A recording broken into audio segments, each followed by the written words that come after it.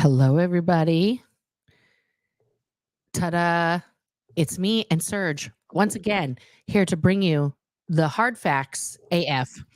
I just wanted to say, because yesterday I didn't say it till dying here in my microphone, halfway through the live, that this is going to be a triggering topic. We are going to be discussing children, and child labor and things. So if that is a triggering topic for you, it's okay to, not view this live. That's totally okay, or muted, or however you want to deal with that. But I just want to make sure that everybody is, safe mental health wise. We're going to be diving into our favorite Scientology family today, the Cardones. And you may have heard a lot about Grant Cardone on Aaron's channel, because he's talked a lot about Grant Cardone's business dealings and the fraud nature of those and things like that. And today we want to dive into Grant's side hustle of monetizing his children because, his own philosophy isn't, fitting the bill for a lot of business people. He's getting called out by huge CEOs, John Ledger, just to name one, who's in a, not just a Twitter battle with him anymore, a legal battle, the former CEO of T-Mobile. And he's utilized and weaponized his children, Sabrina and Scarlett, and his wife, Elena, is complicit in this as well. So we're going to break that down today. Serge has something important to say as well. Serge, my friend. Hello, Nora. Thank you. Yes, thank you guys for joining us today as we discuss another reason why children should not be in Scientology. We have the situation here that we just actually found out. This is breaking news to me. So breaking news to me, I did not know that there was a 10X Kids University. So we're going to be breaking down what in the hell 10X Kids University actually looks like, because compliments of Grant Cardone, he's put that online so everyone can see what he is doing. So I don't know if you guys are familiar with Donald Trump getting sued in Florida as well for calling something a university without being accredited. So it sounds like Grant Cardone is on that same path. And imagine that he is suing the ex-CEO of T-Mobile for $100 million for so-called calling him a fraud. And then you Google the first thing about kids and 10X University, and it would be great to understand what type of accreditation this university has, where Grant Cardone is targeting underage kids. And we're going to see that website, and we're going to react, because we're going to be exposing what in the hell that website is saying. And it's also giving another way that they're recruiting underage kids to Scientology, because it's very easy. You will see from the pitch of the website how the whole thing is pitched, and it's geared towards the Latin community, you guys, because grifter Grant Cardone, pretty much lost all the face that he had while people thought he was legit. And little by little, they've been, switching the target demographic. So now they really are after Latino kids. The little website is they're pitching him as also available in Spanish. And I also did a little YouTube investigation to find out that there's so many of his videos, Grant Cardone and Elena Cardone's videos, now getting dubbed into Spanish. They sound awful and horrific. But this is a community that is very susceptible to the scams. They buy the pitch. He pitches himself as this great financial guru that he isn't. And those are the people that are getting scammed. Yeah. It is. Wow, guys, I've just been opening some more things to go over. So we're going to dive into this. Okay. It's a lot to break down, but we're going to break it down, and we're going to start here. I'm going to start. This is something Serge doesn't see. We went over a lot of stuff, but I just found a whole bunch more stuff. So I am going to go here. Ba-bum, ba-bum, ba-bum. All right, so we're going to start right here. So, guys, there's Grant Cardone. He has several totally separate businesses. Okay, so one of them is this. This is the Grant Cardone Foundation. This is there from GCTV because he's launching his own television studio and series. Does this sound familiar to anyone? Is he following the Scientology playbook, play by play? He's starting his own cult, guys. Let's just call it what it is. He's literally starting his own cult with the Scientological model. Okay. And the Scientological model, as Serge and I have described, is you put those three pillars out, right? What are the three pillars of Scientology, Serge, that you put out yesterday? Audits, ethics handlings, and courses. Boom. Okay. So, first of all, he has his foundation, which is a nonprofit where he can take in money. How, guys? Tax free, just like Scientology. Secondly, he's now offering courses at Grant, not just the 10X Kids University. There's also, please hold for applause here. There is the Grant Cardone University, where you can get these beautiful courses from him. Business Training University. Anyone remember Trump University and that debacle? I guess he didn't care about that. And what's this here? What do we see up here? If we go back to the foundation, right? What's this? Casting call. I was like, what is that? So I clicked on that. 10X Studios. Now he has a production studio.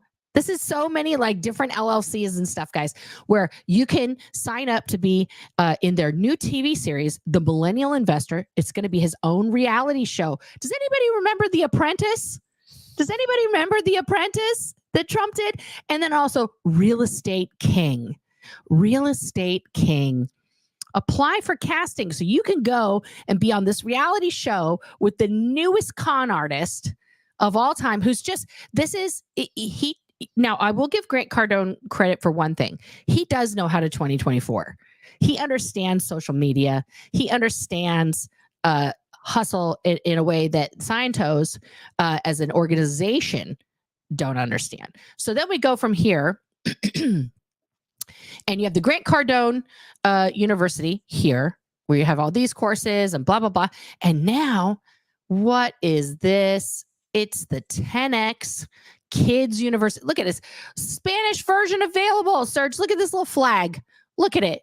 It's just so cute. I literally put that on my thumbnail because, again, like the Latin community is being targeted. And listening to Confident Chris's interview, like that's one of the biggest reasons that he's out there protesting, because you know, the Latin community is so susceptible to these type of scammers. They grab them by the hundreds. I mean, they really flock to them, and those are the ones that they exploit the most because they're the most vulnerable. Like, they're so uneducated, they don't know what in the hell is going on in this guy. And they're extremely hardworking.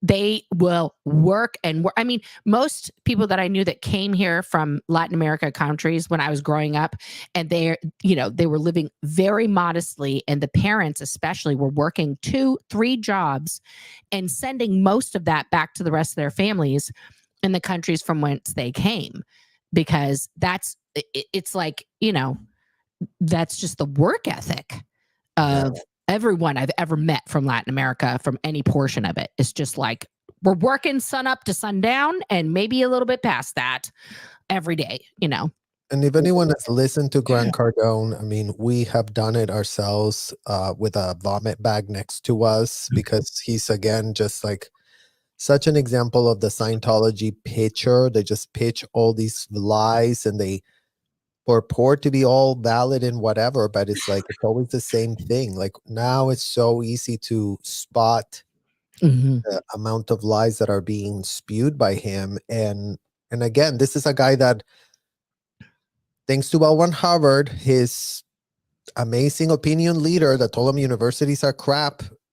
He shits on universities all the time. He's always shitting on schools. He took his own kids out of school. He's so-called homeschooling them So in what world is the man who all over the public record is shitting on schools, universities, and everything, opens his own? Well, he doesn't even have his own daughters going to a school. So let that Yeah. really sink in for a second. And what type of con is being perpetrated by a man who doesn't even believe in college, who tells people it's so stupid? Because again, it's like to lure them in to be promoting these stupid courses and these get rich quick schemes that no one's anywhere available to rein them back. I mean, they just proliferate. They've been enabled, they've been cradled and canoodled, and you know, everyone's just like, oh yeah, that sounds great. Nobody has a shred of critical thinking skills to rein anything back or enforce the law. I mean, how more obvious can it be? The 10X Kids University. In what world are kids being sent to university? It's yeah, it's crazy. But also what is more hilarious about this is, of course, that, you know, Elron Lafayette was an F student in college, got a made up degree from a fake university, then went on in his, you know, cult dogma to do exactly what you just said, just to crap all over education as a whole and say, everybody has it wrong. Only I know how to educate. Here's the quote unquote study tech, which he stole from two actual teachers who developed it and changed it up, twisted it. And then on top of that, you know, to indoctrinate people into this radicalization of their up, you know, the way that they are raising their children. This website is not a surprise to me that now Grant Cardone is following this model. And I want to say I have to be careful of myself today during this talk, because watching Grant Cardone with his daughters and watching his daughters talk is bringing back a lot of memories from me personally. If my dad had been successful in the way that Grant Cardone is quote unquote successful, I would have been Scarlett 100%. My dad used me constantly in his schemes that he was doing. When he was driving a taxi in San Francisco at the age of 6 and 7, I was sitting in the front seat with him 1 a.m., midnight, talking to passengers like a little teeny tiny adult, chatting it up with them to get extra tips. And then he would take a percentage of my tips because, you know, I was working for him as a child, you know, or he was selling Thigh Masters for a while. And so when we went to, anybody who remembers the Thigh Master, you know, and so he would like hand one to me and be like, demonstrate it for the people. So then I started just, you know, I went into the pitch, I went into the thing. And it's like, when you're a Scientology kid, you're not a child. You are a tiny little programmable, you know, performance piece to blurt out whatever is programmed into you, right? Because you learn very early on that you are part of this machine of making all mankind better, of doing all these things. And I'm sure these kids, Scarlett and her sister Sabrina, are both of the mindset that by them being on social media constantly, by them saying all these words about 10x this and 10x that, which by the way is Squirrel. He stole that from Scientology. I don't know how he gets away with that as a branding, but like that they are then bettering all mankind. They're on the Scientology mission. Even though this seems just entrepreneurial and business, I promise you all of this is them forwarding Scientology in their minds. Like that's what they're doing, you know? So, Well, first of all, I'm so sorry that you were trafficked in that way in cars. yeah. Nora, because at the end of the day, again, it's like the sounding of this alarm code red, you guys, has everything to do with the fact that we had to come to terms to the full understanding of the facts that our parents were in fact ensnared and programmed Yeah. to act in the capacity of being complicit child traffickers in a scheme. Yeah. And it's very, very jarring for us as adults to have to grapple with that truth, really having to have that fully sink in, because like you always say, Nora, right? It's like the whole program was like, you're helping the world, you're saving a planet, but it's like everything that's being done is diametrically opposed to saving anything. Everything has to do with enslavement. So in what world is anyone saving a world while enslaving children? It's like, Right. if they cannot answer that with a straight face, and they cannot, then that's why the alarm is being sounded. Yeah. No, 100%. 100%. It's just, yeah. So when I see these kids, guys, it's just like I'm doing a lot of, but we've put up the mental health warnings. But for me personally, this is exactly the empire that my father was trying to create with me as a child. So it's, yeah, it's triggering. And I look at this the same way, by the way, that I look at stage moms in the extreme sense. Like I'm talking like Britney Spears's mom, Lindsay Lohan's mom, who are using their children to fulfill some dream by throwing them into work, right? Without regard for their mental health, personal safety, their childhood, their innocence, right? Like when my oldest was young, he's almost 19 now, but when he was a baby, everyone was like, oh my God, he's so beautiful. You should get him into acting and da da da da. And I was like, okay, well, we'll see. And we went to one audition, guys. One. I took him to an audition. It was a cattle call. So there was like hundreds of kids there. And it was for some bottled water brand. And I'm sitting there for 2 hours with my then 1.5-year-old, my 18-month-old son. And I'm watching these children who range in age from like as old as my kid all the way up to like teens. And they are not children.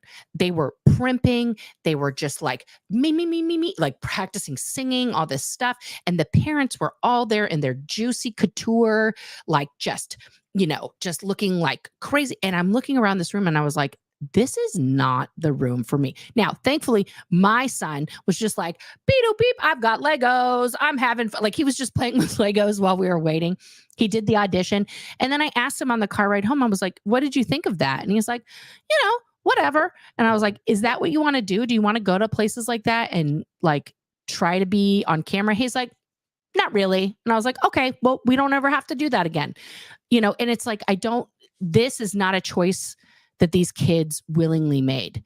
Even if they say now, oh, I'm this, I'm that, I'm blah, blah, blah, blah, blah. They have been programmed since birth to do this performance. Do you know what I mean? Like in the same way we were programmed from birth to do Scientology, and it was just in the vernacular, it's in the space, it's in the air that they breathe. You know what I mean? Well, it is because the children are being taught words that don't make a shred of sense, Right. euphemisms that are being used to control you in a way that is fully unthinkable and fully indefensible. That's, again, going back to, this is why we're sounding the alarm code red. All of these false euphemisms that adults use to speak in code between themselves, so that only they understand what they're talking about. Yeah. It's like, this is by design that these people wanted a special language. This wasn't a mistake. They wanted all SA to be categorized under a false euphemism, so they could talk about it, so they could be about it, so they could all be all about it, and then nobody would suspect a shred of a thing. Right. But you know what? It is the year 2024, and today that's why all of this is being called out. That's why we're calling out Grant Cardone. In what world is this man being allowed to run a website to lure kids? Yeah. I mean, and look at this page here. You can become a sponsor, right? So through corporate and community sponsorships, we are able to provide this program to nonprofits, youth centers, and schools across the country and around the world. To find out how you can become a sponsor and make an impact, please click below. So this is dissemination, and they want to put it in youth centers. What does that mean? Is that just YMCAs? Is that just Boys and Girls Clubs? Or is that homeless youth shelters? Or is it like, what service is this actually giving, to teach your kids, these things, financial literacy, big money, big dreams. Oh, and here's Grant. Just look at him. No, and read his bio, please. Okay. So Grant Cardone is an American businessman, equity fund manager, $4 billion in assets under management, real estate investor, business author, and founder of 10X Growth Conference, 10X Health System, Cardone Ventures, and 10X Studios.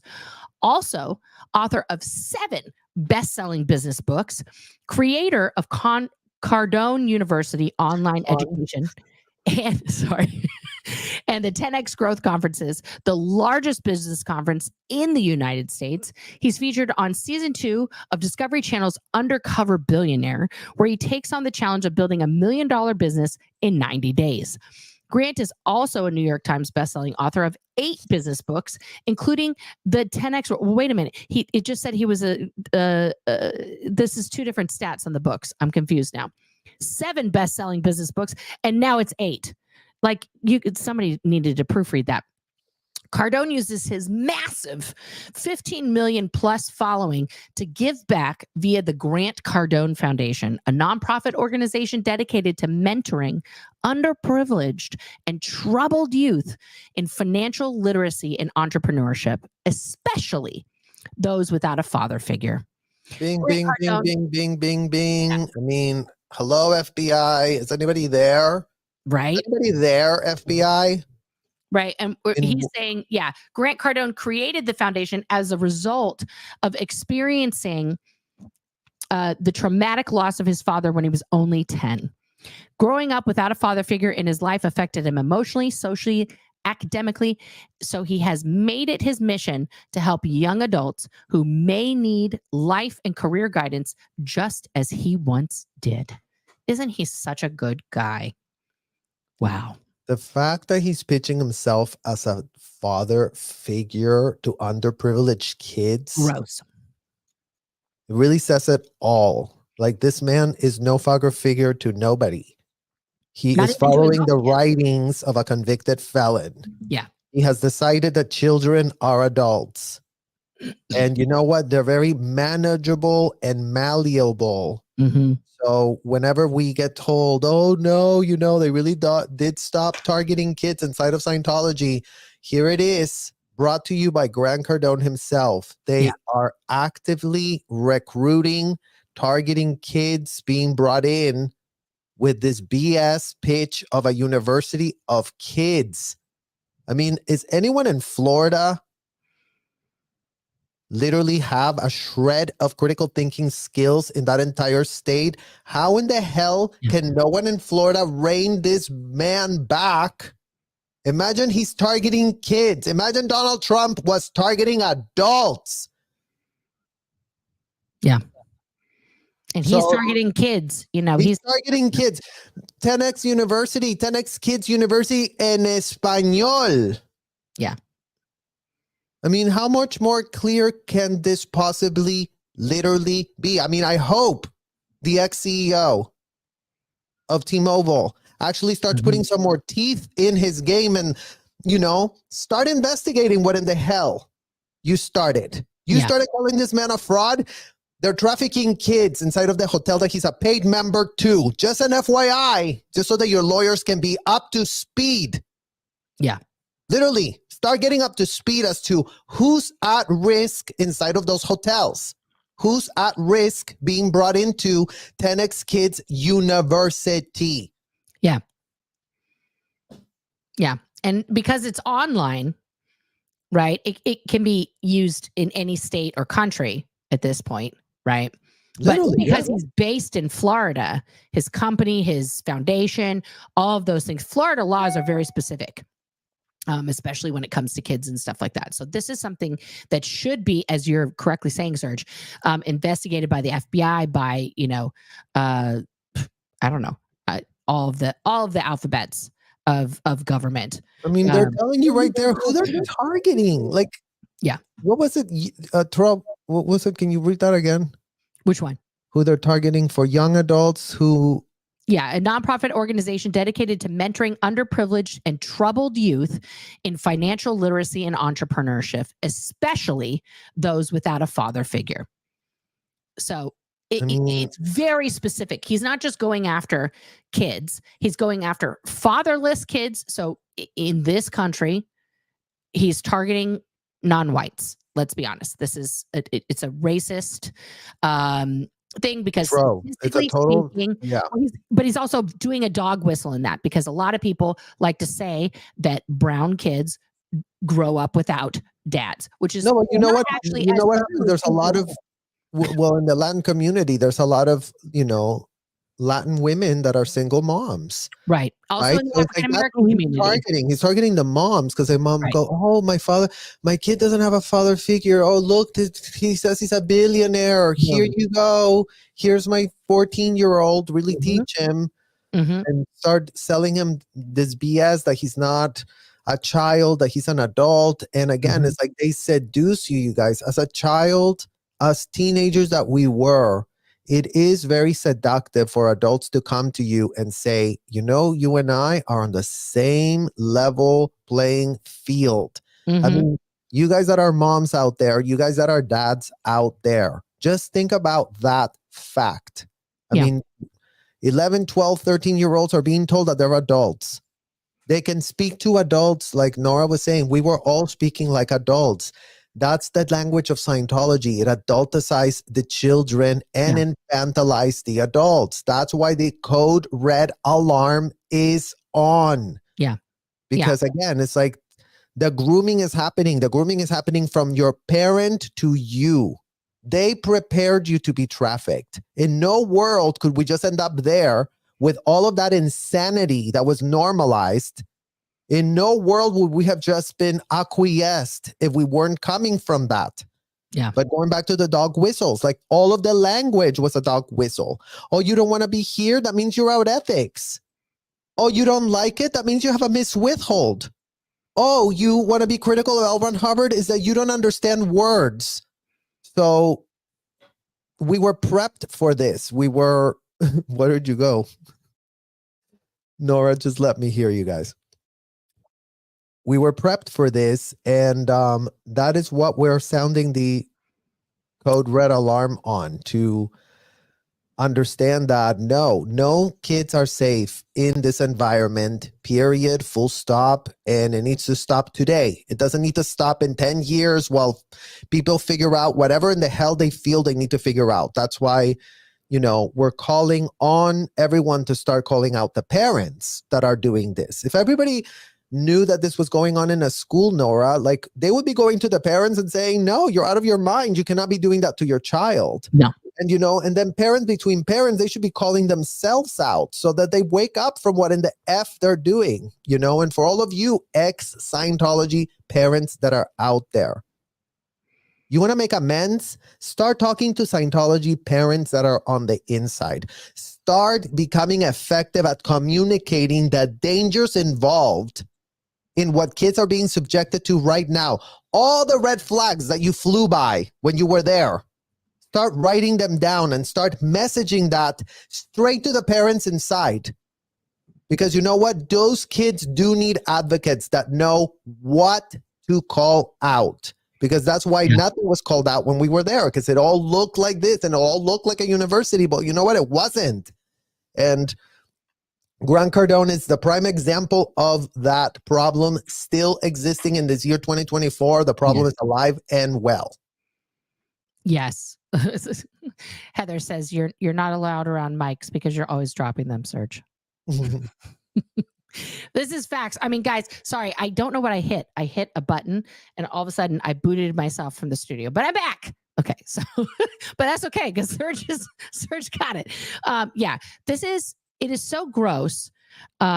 that this is even still happening. And let's dive in now. I'm going to bring up a video, guys, to demonstrate this programming of the children here, okay? Because it is yeah, this is cuckoo cuckoo, but I have to scroll way down. Is that it? No, not that. Nope.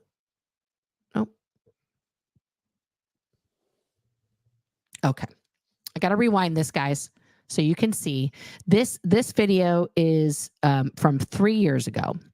Okay, so let's just start at the beginning. My name is Sabrina Cardone, and I'm 10 years old.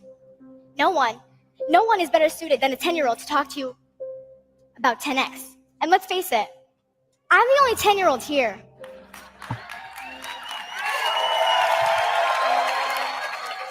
Now, she's in Las Vegas at Grant's 10X conference in front of thousands of people. I just want to set the stage for you here. This is not a small conference. It costs those people thousands of dollars to attend this. And his keynote speaker is his 10-year-old daughter. Okay. So guys, for just a second, I want you to remember when you were 10. Look inside your mind's eye and remember when you were 10 years old. Think about it and be 10 again. You were about this tall, or maybe this tall and kind of short, or maybe even shorter than me. But remember how much energy you had. Remember how happy you were.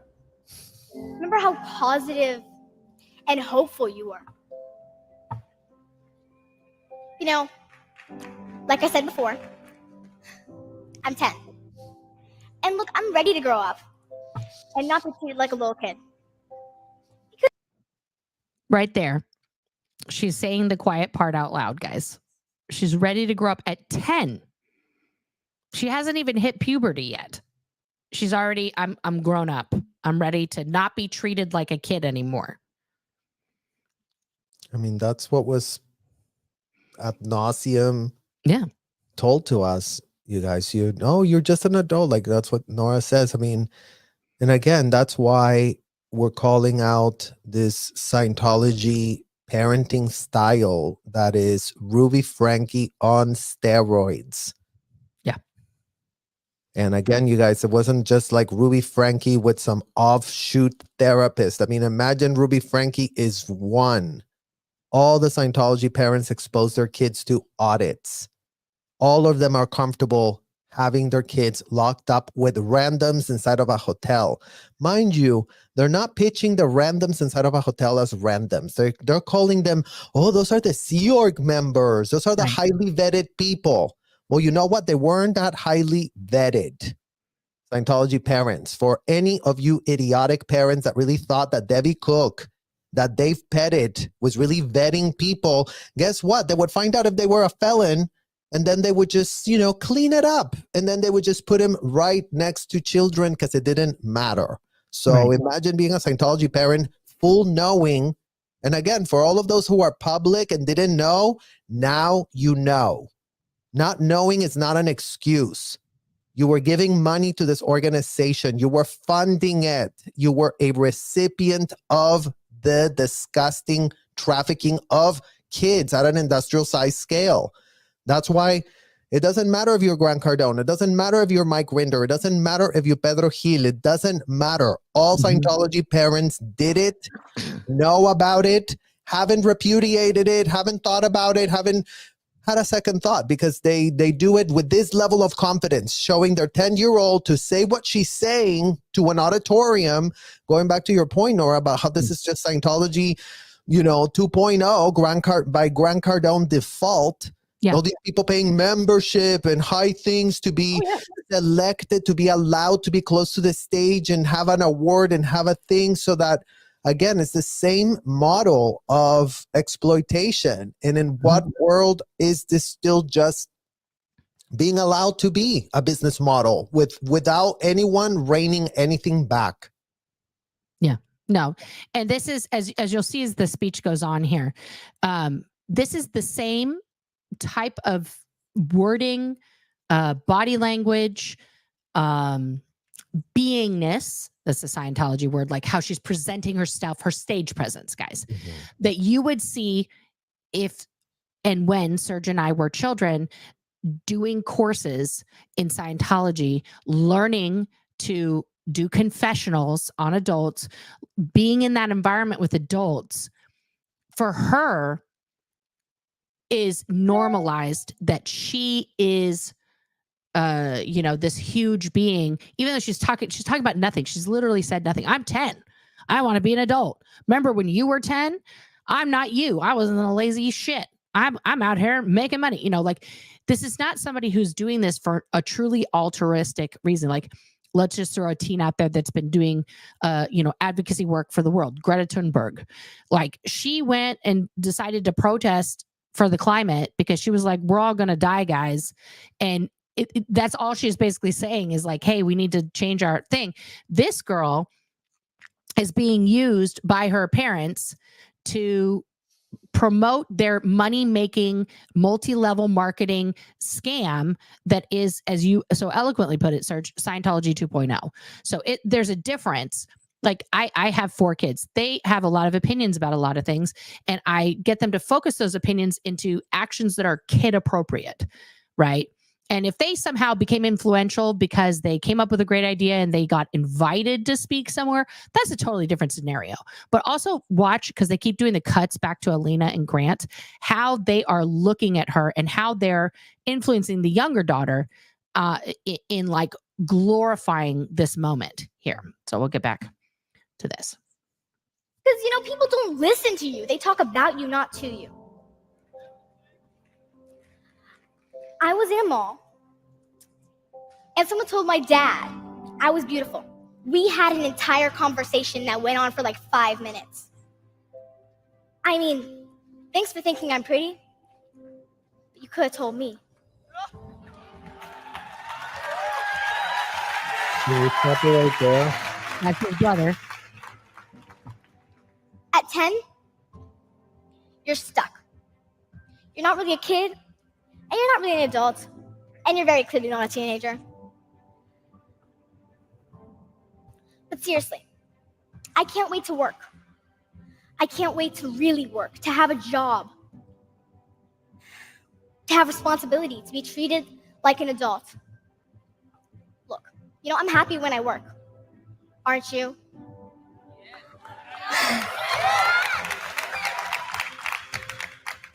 I'm happiest when I'm busy. And I'm most fulfilled when I'm contributing. Yeah. I love goofing off. Sleeping in. I love my computer, my phone. Mom took my phone from me, though. It was like taking me off life support. See, hold on, just stop 1 second. This is just giving such Ruby Frankie vibes. Yeah. I mean, both of the kids are just performance artists for social media, and now not just social media, because this is actually on Elena's website and on her YouTube page, this video. And then, as you can see in the top corner here, it says at Grant Cardone. So and at Elena Cardone, right? So the whole video is just advertising them. 10X is here, 10X is here. Yeah.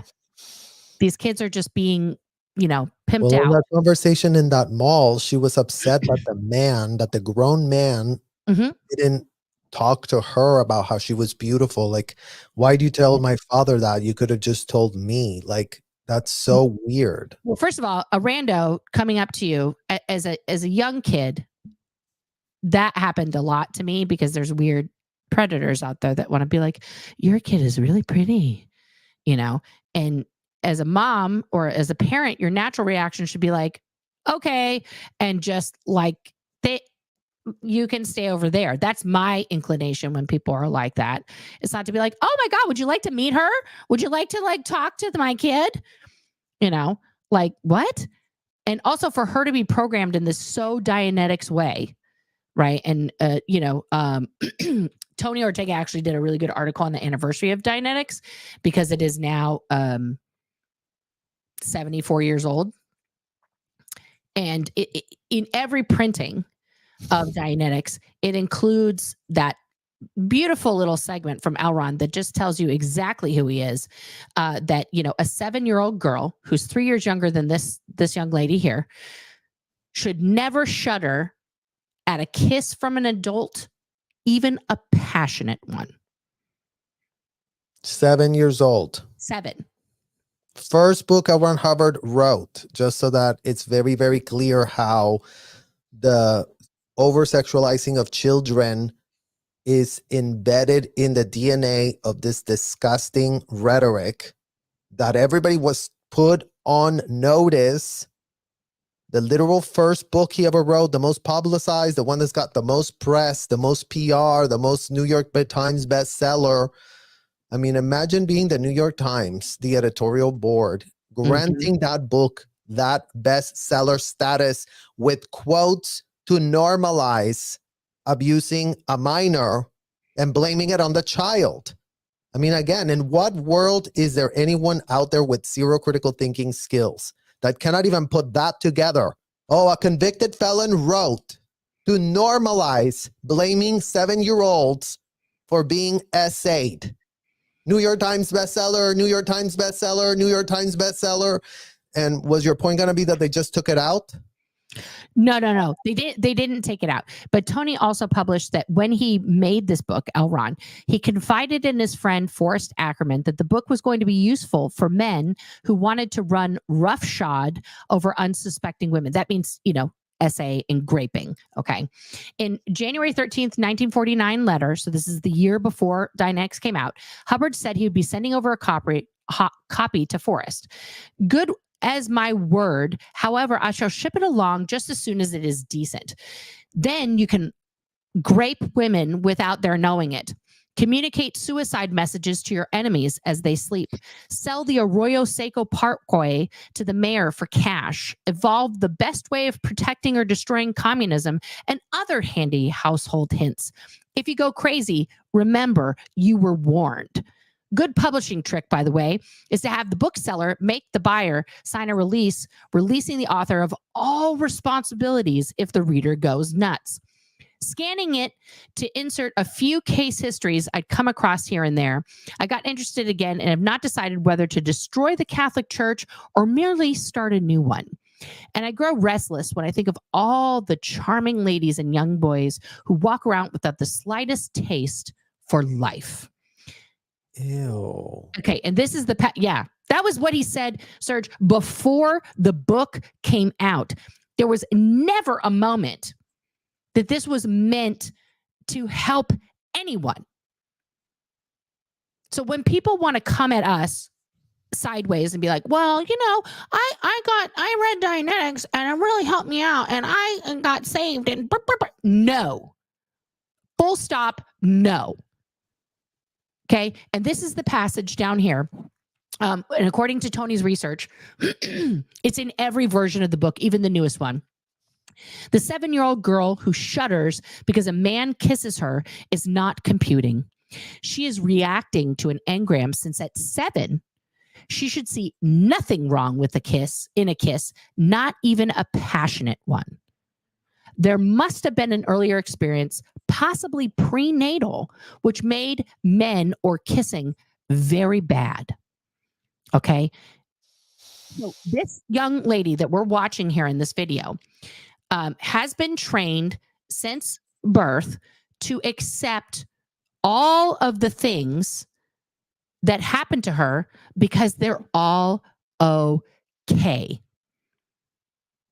If she thinks it's wrong, if she pulls away from what her dad and her mom are telling her to do, which is this, then there's something wrong with her. I mean, that's the point, you guys. And not only that, it's like, then they try to erase it out of you through the audits. Oh, we're going to really take up the engram of why you're reacting of your father kissing you passionately.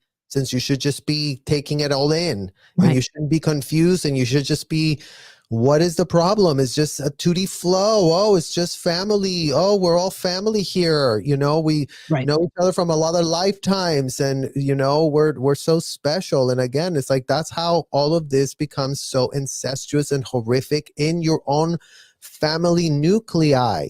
Your fathers and mother are convinced that you're an adult. You're being treated as that.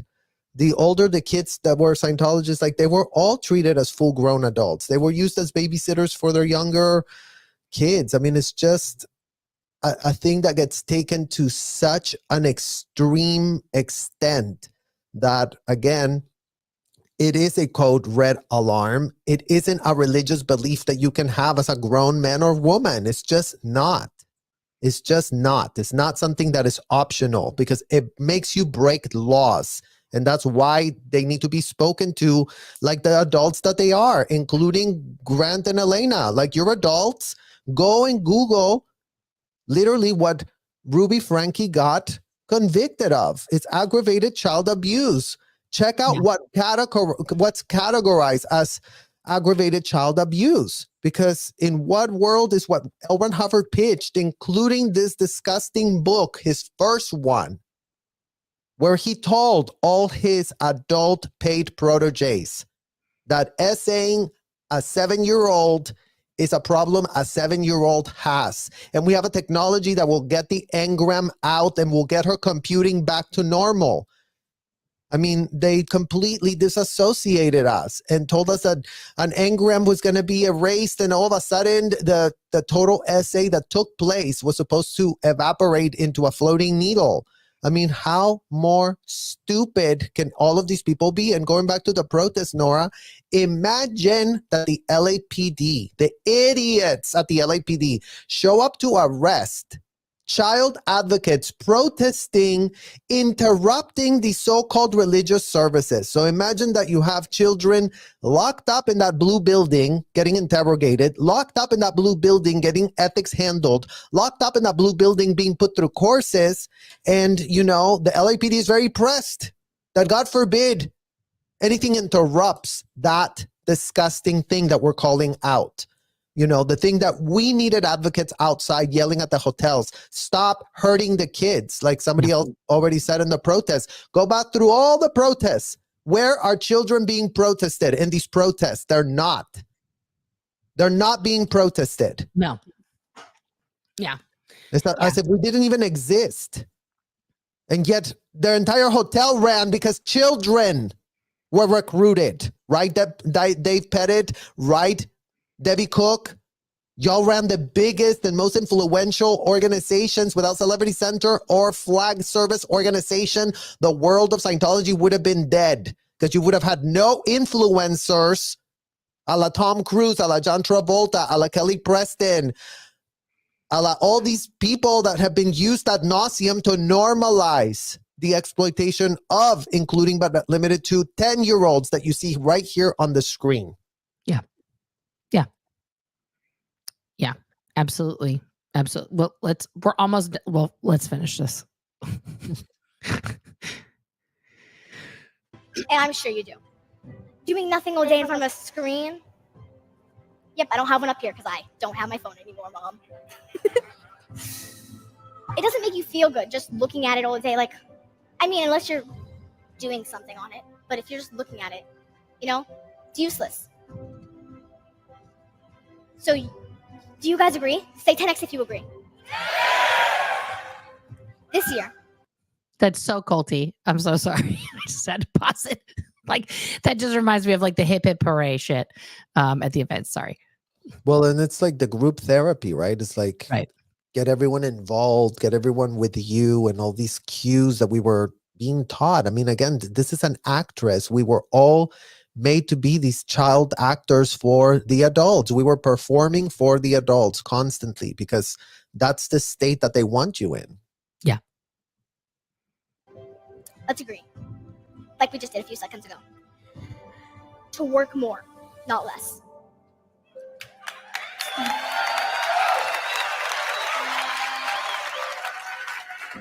To learn more, not less. to experience more, not less. That's what 10X is about. Okay, on your feet, guys. Come on.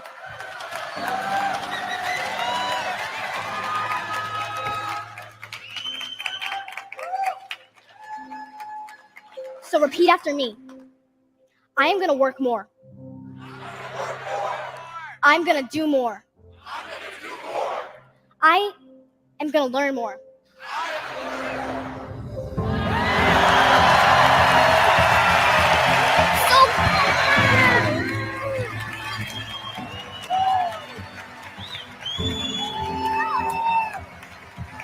Hey guys, thank you so much for Listening. come here, Sabrina, come here. These guys.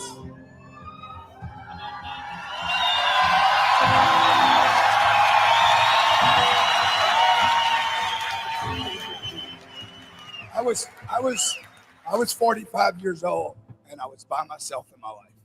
I had made money, I had businesses that were working. I didn't have her. Couldn't find the right woman.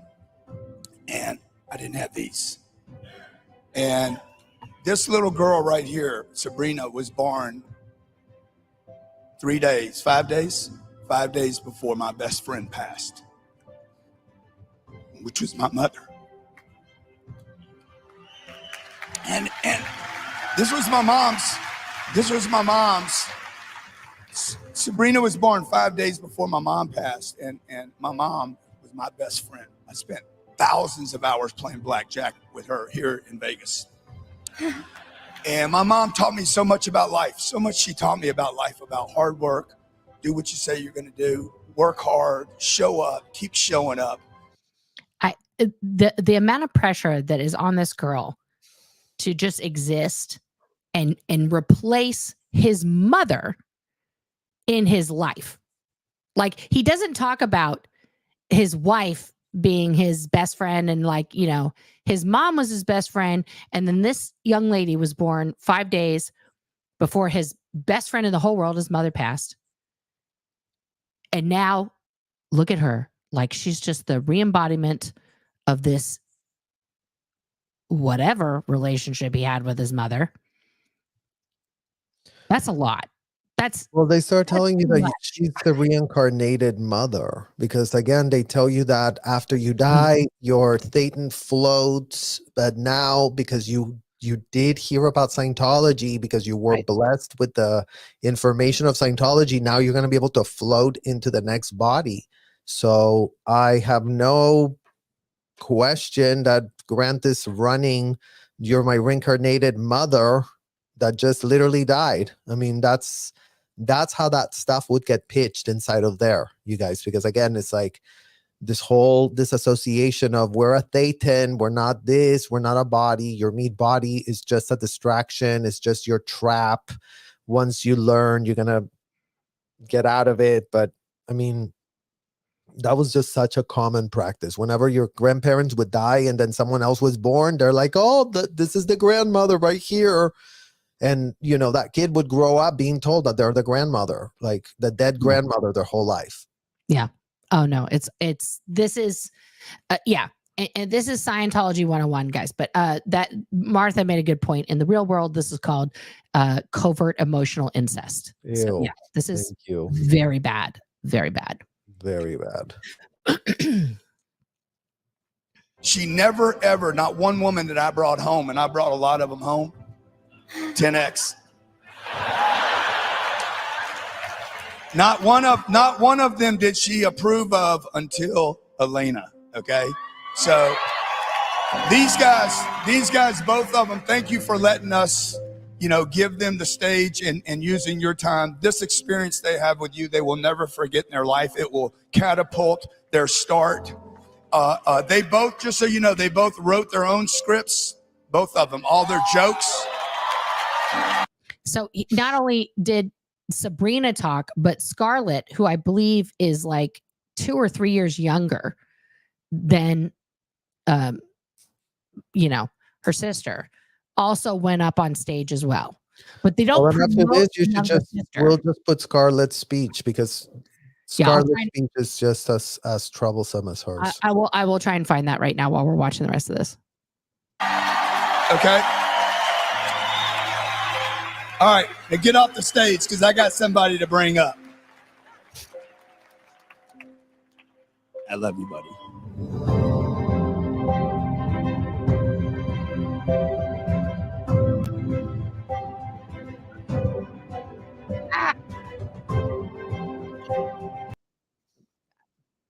I mean, just outrageous, you guys.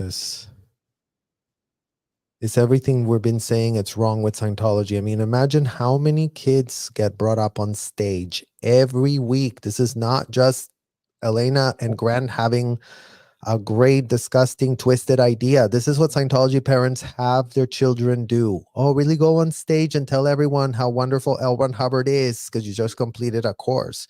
And they make you, even as a 12-year-old, you have to speak in front of people and you have to say how much you liked what in the hell they did to you. And if you went up there, I remember one kid one time got in so much trouble because he went up there and he's like, I hated my course. I wanted to leave and they wouldn't let me. And then somebody came in and grabbed the kid, took him out. And again, you were punished. If you said anything truthful, Yeah. that wasn't their controlled PR propaganda about how everyone loves whatever the convicted felon pitched, you would be getting disciplined. And we're talking hardcore discipline. Mm-hmm. Yeah. Hardcore. Children, hardcore. Like, oh my God, you just said something like that horrible in front of 600 people. You just black PR L. Ron Hubbard in front of 600 people. Mm-hmm. You're going to get a committee of evidence. Yeah. You're going to be doing 200 hours of amends project. You're going to have to do lower conditions from confusion on up. You're going to be locked up. You're going to be put on the meter for hours on end until we find out all the other crimes that you're criminally hiding. And this is how children are being spoken to with the full endorsement and consent of the parents. They're like, oh yeah, my child fucked up. That's his ethics. I can't intervene. I can't tell them to rein it back. I can't tell them to no. Because the parents already signed over their kids to be disciplined by people that complete 2-week courses inside of the hotel. Yeah, no, absolutely. And guys, I want to show one thing here before we pull up Scarlett's video here. Let me go here to where did it go? How come I can't show that?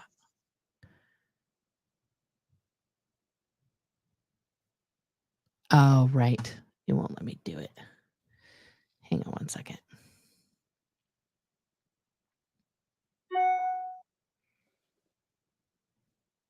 Yeah, and I see somebody here saying, I'm concerned more businessmen are going to think this is a good idea. How freaking creepy. All those people applauding. Insane.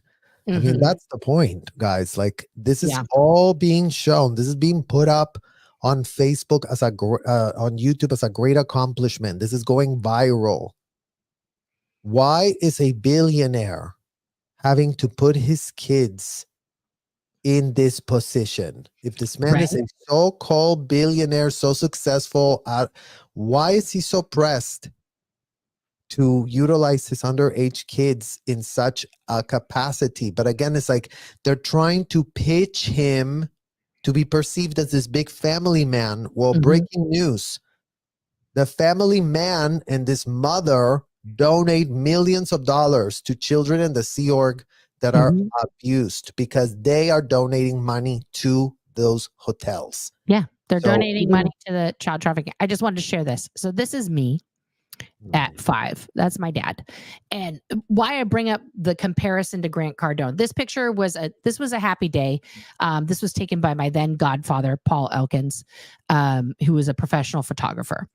So it's got that, like I got to pose on like, a tricycle, and we had like a lot of fun. Right. But this same guy who I'm working through a lot of therapy, guys, on my daddy issues, just a typical American girl here. So many daddy issues, but coupled with the club. Yeah. Join the club.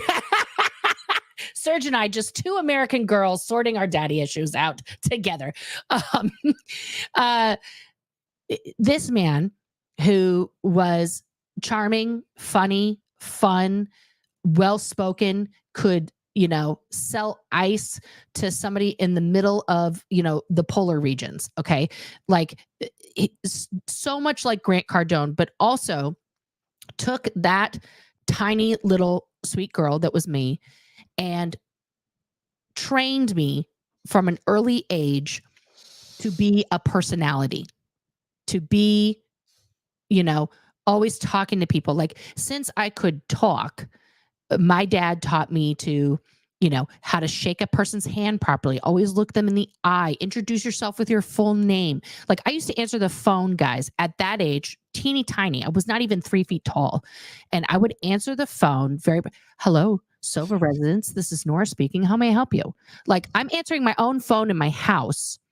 And people thought that I was my mother, because at 5, I could mimic my mom's adult voice.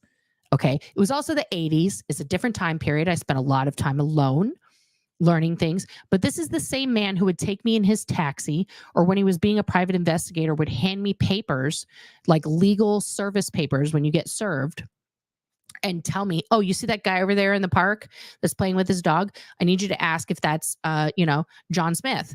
And if it is, just hand him this envelope and say, you've been served. And I'm like, okay, got it. And so I would saunter over with that cute, adorable little face and be like, excuse me, are you John Smith? And they're like, oh, that's so strange. A tiny little 5-year-old's asking me if I'm John Smith. I am. Oh, okay. This is for you. And then they'd grab it and say, what's this? I'd be like, you've been served. And then, you know, and then the person would realize they just got served with legal papers by a tiny child, and then start having a freak out, at which point my dad would, you know, hustle over and we would skedaddle. We would, you know, bolt before things got cray cray. But it's just like, you know, my dad was using me to make money. Grant Cardone is using his children to run a fraud, you know, faux help empire to make millions of dollars that he's laundering all over the place. And as you pointed out, he's one of Scientology's largest donors. Okay. Him and like 10 other people are keeping Scientology the lights on worldwide. Because as we've seen when I go out to protests in Portland and other places, there's like 20 students. There's nobody. Well, yeah, Nora, but I mean, again, it's like the idea that Scientology was supposed to expand and be in a lot of places is so false based on how they qualified people to see if they belonged. Mm-hmm. And I think that a lot of times people really think it's like, oh, Scientology is not expanding. Who cares? Scientology is a millionaires club. And yes, Grant Cardone is at the top of that. But you know what? There's hundreds of millionaires. Look at the IAS donation stuff.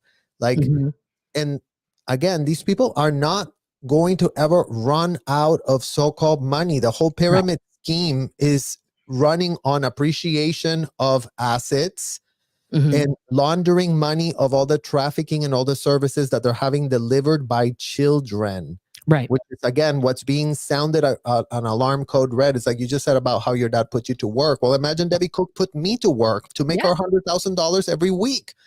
Why was I a 15-year-old being charged to make Debbie Cook $100,000? Right. There's no difference, guys. There's no difference whether Serge was in the Sea Organization as a volunteer for 1 billion years, you know, giving your life away to save all mankind, or what my dad did as a Scientologist. It's the same. It's still child abuse. It's still child trafficking. It's still grotesque. And like the fact that, you know, this is still occurring in 2024 we've seen kids going into these organizations all across the country and the world. This is not something that has stopped. This is not something that is over. Were locked up. I mean, again, it's like, and they've said, okay, they don't do that anymore right now. It's all just a crisis management operation. They might not be doing it right now for optics. People do not get access to their passports. They get told it's illegal for them to leave. As a child, you believe them. As a child, they act real confident, as if they are the law, as if they supersede all the law, as if they are somehow above the law because the IRS gave them a 501c status, and all of a sudden, all these hotels and commercial buildings could just be running around lawless. Yeah. This is absolutely true. Let's take a look at this video with, oh, there we go. Are we in there? Oh, I have to fix the thing. There we go. Mhm. Let's see what Scarlett had to say. So today I'm here to share 2 things with you. Are you guys okay with that? Okay, so the first thing is something that took me years to perfect. Ready? So you put your hands in front of your face, then you turn them in, and when you turn them in, you tilt your head back. It's called a scarlet dip. Anyway, very important. Do it again. Get everybody. Do it again. Okay, ready? Yeah, get them ready. Perfect. Oh, it's so good to see a whole room doing that. Okay. So the second thing I want to share with you guys is my speech. So, I heard my papa talking about procrastination. He said, waiting only makes things harder. Look, I'm only a kid, but when I heard him say that, I thought to myself, that's so true. I thought of the time when I was in my house, not too far from right here, in fact. If you left this place, you could see my house. Anyway, that's besides the point. I was watching a baking show on TV, and I thought to myself, I should do my homework. But I said to myself, I'll just pretend I forgot about it and then do it later, okay? Sorry. I continued to watch my baking show, but the whole time. Did you guys see her cringe right there when the microphone had the feedback? I just want to point that out. She knows that later she's going to be in trouble for that feedback moment because it threw off the whole speech. She's going to do a ethics condition on that moment. Also because she reacted. I think she's probably 8 here right now because this is 2021. So it is just, this is child abuse in action, what he's doing with his kids. This is a conference, again, that adults have paid to learn how to grow their business. Okay. And they're tapping 8-year-olds. They're getting pitched by 8-year-olds. Yeah.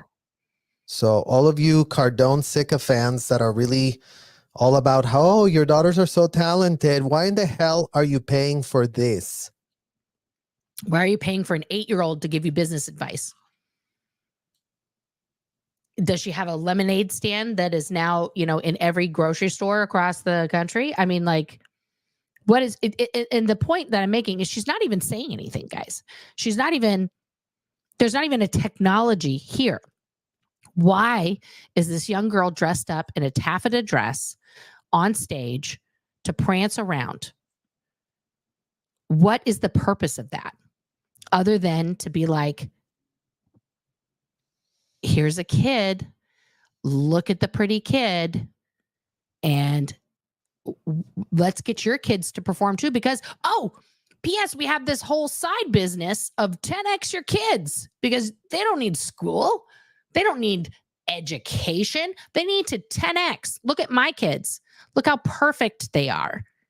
And only with my solution for parenting and business can you survive and be successful in life. It's just like what you pointed out earlier, getting the parents to, be like, this is the way, this is how we do it. Okay. I was worrying about my homework. So I wasn't getting my homework done and I wasn't enjoying my baking show. What's the point of that?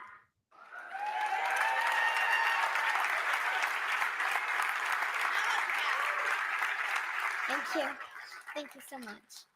The dictionary defines procrastination as delaying or postponing something, putting something off. What are you doing when you're procrastinating? You're putting off what has to be done. You're putting off what has to be done either way. You're lying to yourself and you're betraying yourself. Most of all. So she defines procrastination. She does some word clearing. And then she twists the actual definition of procrastination into a shame spiral for yourself. This is so textbook Scientology. Like, I can't.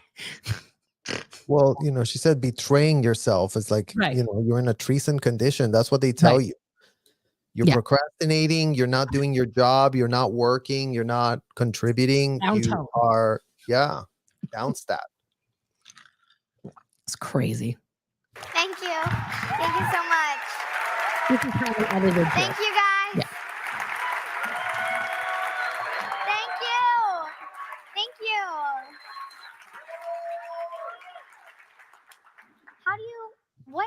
What do you feel when you take action right away? Exactly. You feel amazing. You have true happiness. And most of all, you trust yourself. Thank you guys so much. So, I mean, you guys are already standing, but everyone please stand up. Don't procrastinate. Come on, guys, stand up. Now repeat after me.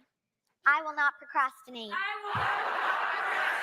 I will not delay. Like, she's running Chinese school. So uncomfortable. It's With- so I know. sick. Both Serge and I are having physical reactions to this, guys. We are I can't. feeling. I like- literally can't. We are literally. I'm going to be done with this video now. I just want to go over. Let's just glimpse at a couple other things, because if you guys do your own deep dive into.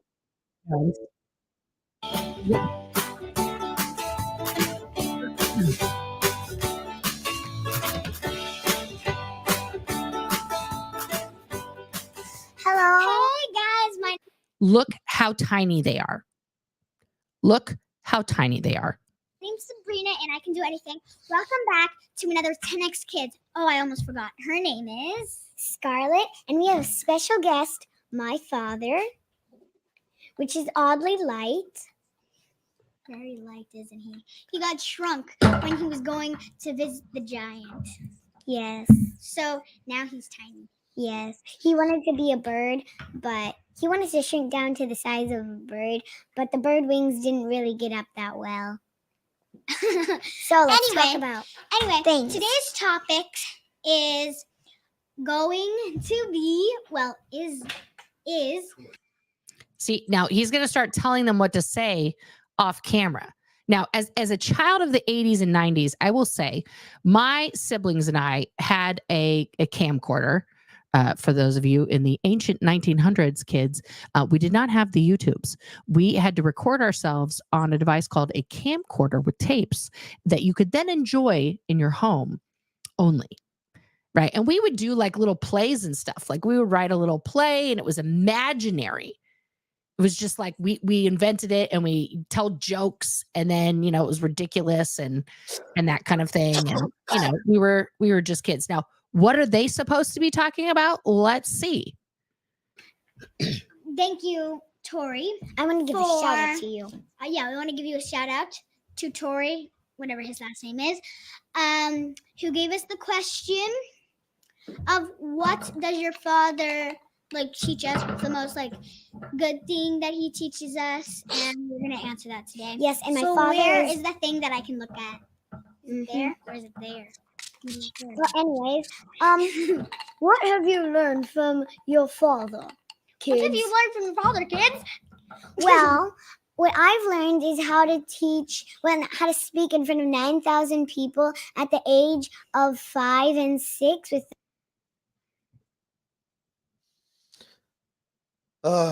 Guys, so she's a little bit older, or she's probably 6. She's already like, I can speak in front of thousands of people. And not be scared. Yeah. And not be scared. Yeah. Like, what? What? Why? Why does she need to learn that? Why does any 5-year-old need to be like, oh, you know what a life skill I need is? Let me talk in front of, 9,000 people. What? There's very few people in the world, guys, who are ever going to be speaking to a room filled with thousands of people. I've done it. Serge has done it. Where did we do it, guys? In the cult. How come we did that? Because we were participants in what's called graduation. Okay. And when you have a graduation, you are put, especially at Flag, at the, the Flag Land Base in Florida, at the time that we were training and everything, there were thousands of people that attended those graduations every Friday night.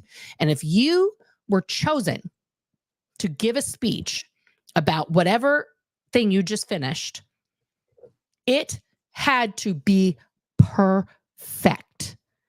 And I mean, within an inch of your life, you could not mess up one single word. And case in point, when I was on training there, I got chosen to speak on the night that Heber Gents was there in the front row. And he had sitting next to him 10 Shinto Buddhist priests. Do you remember that night, Serge, when the Buddhist priests were there? Okay. So I had just finished my Method 1 co-audit. And I had had some interesting thoughts, realizations during that about artists and my purpose at Celebrity Center. And I wrote this really beautiful speech about how this was going to help me to be like the best Celebrity Center person, right? Debbie Cook read the speech and she said, you know what? This is really good. It's a really good speech, but it's not about us. It's not about Flag. Right. I need you to rewrite this speech. And if you want to go on, it better be good. And she just sort of like tossed my speech on the floor. And so I thought, okay, how can I make the best speech in the world? Okay, so I'm 19. The whole wide world. The whole wide world. I've got to make this best speech. I'm 19 years old, guys. Earlier, before I went to Flag, I just lost my father. He had passed suddenly. And I was newly married to a person who I later got that marriage annulled, guys. So there was a lot of weird things. It's where I met Aaron and Serge and everybody else. So I wrote this speech that went on to be shown at every org around the planet. And I became known as the perfect girl. And in that speech, I wrote this line where I said, I intend, and I was referring to like you and everybody else who was supervising at the time. I said, I intend to become the reflection of your perfection. Do you remember that? Mm-hmm. And when I got home from training and I would ride the bus to go home, all these guys from management and middle management would be like, you're the perfect girl. And I was like, what? They're like, we've seen your speech. We watch it all the time. We watch it all the time. You say it, say the line, right? That was a lot of pressure, guys. Perfection, first of all, is unattainable. Just for those out there with perfection complexes, it's unattainable. But we were told we were perfect. And that catapulted me to stardom in the outer org training program. Like Aaron and I and Justin and like 4 other people were the people in the outer org training program. Out of like almost 1,000 people that were there on training, all of the RTC reps, all of the supervisors were like, we were the top. And when we finished first, we were training everybody else. Right? So these little kids that you're seeing, that's the same stuff that's happening to them. Like it is, Serge and I, again, we are huge advocates for mental health help. And we have spent years stripping away these like very ingrained notions of what it means to be just like a human being. You know, it's so hard not just to like be a suppressed gay person like we both were, which was awful and horrific in its own right, as gay children who were told, you know, all the things that he goes on to say in Dianetics about that. But just to like be able to be a human being without that amount of pressure on you all the time that was put there for years and then you repeat it in your own head is incredibly hard.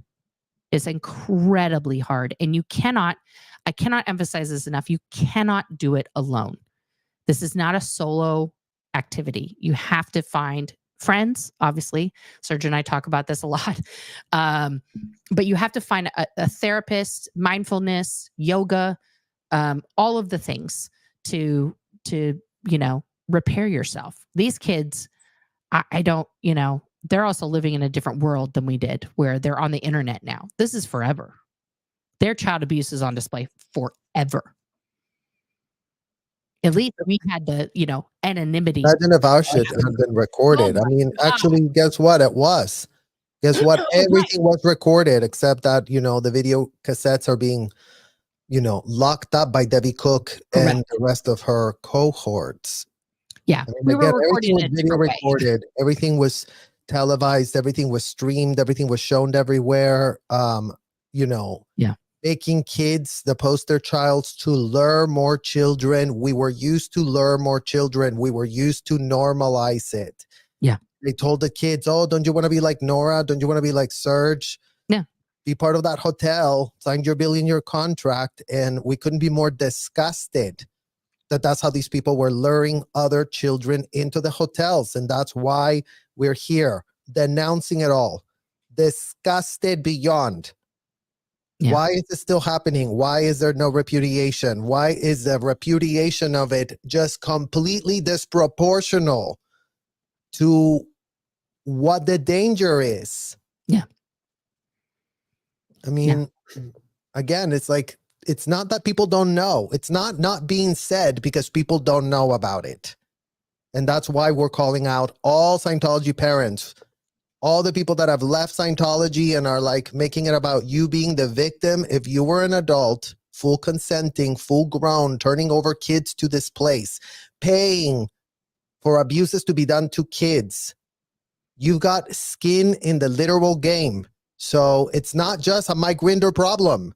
Yeah. It's not just a Mike Rinder problem. It's a literal every Scientology parent problem that has skin in the game, that has said, oh, you know what would be a great idea for me to follow the word of a convicted felon, because I'm sure that's going to be really great for me and my family and my children. Right. I mean, again, defend that, Scientology parents. Defend why the rhetoric of a convicted felon, that including but not limited to normalize essaying 7-year-old girls, is what you were going with. Because the New York Times said it was a bestseller. I mean, sue the New York Times. Sue the New York Times. If that's why you did it, if you really thought that the New York Times endorsement meant that, then I guess it's super legal. Because you know what? In what world is the New York Times publishing this book as a bestseller for how many weeks? I think they had it in the testing center. It was like 110 weeks or something.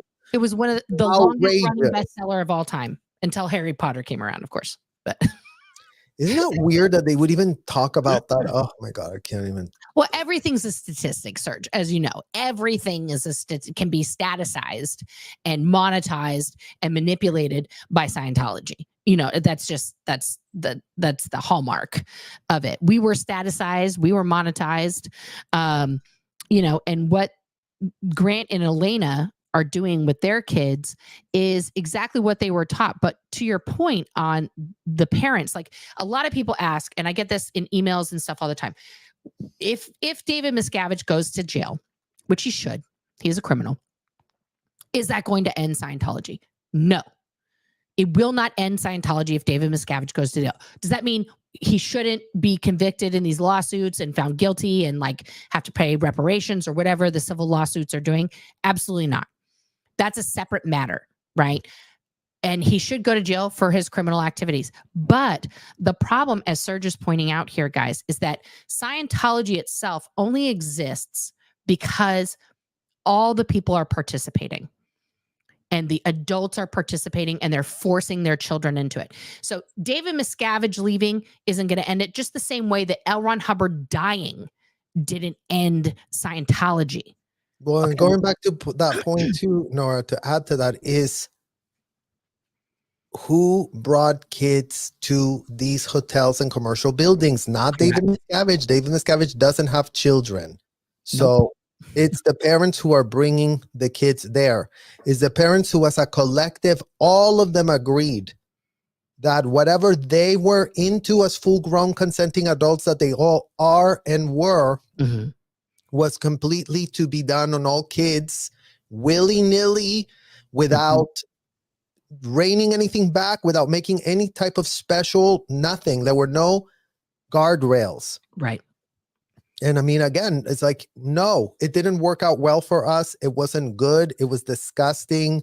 It was horrific. And we wouldn't wish this on any more kids going through this. It's like, and we're here in the year 2024, where again, it's like the child advocates, the few of ones that have gone out there to protest, are being locked up by the LAPD. So make that make sense, LAPD. You arrest the child advocates, the few ones Correct. outside that are actually screaming on behalf of the victims that haven't been advocated for in 74 years of the scourge of this convicted felon being pitched with a full straight face as if he's some American-bred god. He's not an American-bred god. The idiot is a disgusting degenerate. Yeah. That multiplied his personality into his proteges. We couldn't be more disgusted that our parents fell into that trap. And you know what? They do have a lot of things to sort out. All Scientology parents, run to your nearest criminal attorney and start paying for some advocacy. Yes. You can pay for advocacy. Go get a criminal attorney and tell that criminal attorney to advocate on your behalf. Yeah. Tell them the New York Times lied to you. Tell them David Miscavige lied to you. Tell them Mike Rinder lied to you. Tell them Debbie Cook lied to you. And then tell them that you gave over your underage kids to the disgusting hotel. And then tell them how much money you were saving while your kids were ensnared and enslaved. How much money you were saving for having a dumping ground of underage kids where you didn't have to be a parent all of a sudden. You could just literally wash it all away and pretend that your child really is saving a world. Well, you know what? We were not saving nothing inside of those disgusting hotels. Yeah. We were being put in harm's way, and we were being used as pawns in a disgusting racketeering scheme that couldn't be more criminal, that couldn't be more deranged, that couldn't be more disgusting and indefensible. So it is time for all of you to wake up. Stop trying to patch it up and be like, well, it was good here and it was good there. No, it's good nowhere. Yeah. And as long as all these kids are being put in harm's way, defend that. Defend that right now. Yeah. Because again, it's like there's so much like, and you're not going to save Elena Cardone. You're not going to save Grant Cardone. You're not going to save those people. Those people are having skin in that game. They're endorsing it. They're putting money. They're putting PR. They're lending their name. They're lending their kids. They're lending everything. So in what world are all of these adults all of a sudden really going to want to change? For who? For what? No. And that's why, because to use some Scientology here, Serge, we are putting the parents in danger. And part of the danger formula, guys, is that your senior, the person who's above you, is going to bypass you to do your job. So Serge and I and the rest of the protesters, are now bypassing these adults who are putting their kids in there, who have sold their kids off to Scientology, just handed them over, written them off, literally signed paperwork so that they can get married as underage teens and become an emancipated minor. We are bypassing them as adults. We're putting in their ethics. And we are working to get Scientology shut down, to shut down the place that they have abandoned their children to and abandoned their parental responsibilities to. Because they aren't, as Serge just pointed out, they are not going to just go like, oh my God, what? Like they're not having that cognition today. They're not having that realization. So we are going to do it for them. Yeah, they're having nonprofits. You can see it on Grant Cardone's website. They're having nonprofits erected to really go be daddy figures for underprivileged kids. And we're saying no. Grant Cardone is the last person you need to have as a mentor. Anyone involved with a convicted felon, Roderick L. Ron Hubbard, is a clear and present danger to a child until they don't repudiate those extremist ideologies and ideas, until they don't understand the type of degenerate they become by role-playing those things with a straight face, by pretending that the Constitution of the United States allows them to what? Be above the law? That's what all of them are claiming. That as long as L. Ron Hubbard wrote it on a piece of paper, they can exist outside of the law. They can engage in aggravated child abuse at an industrial size scale, and no one will give an F because They'll be too busy calling it religious activity. Kids getting locked up inside of a hotel is not a religious activity. So whatever adult wants to tell us that we were being religiously helped, we will spit in your literal faces. How dare you? We're not children anymore. And those children right now deserve advocates that will say, no, don't do it to them. Don't do the audits to them. Don't do the ethics on them. Don't do the courses on the children. Don't. All Scientology parents, stop. We don't have to wait for the FBI to arrive. Y'all need to stop it the F now.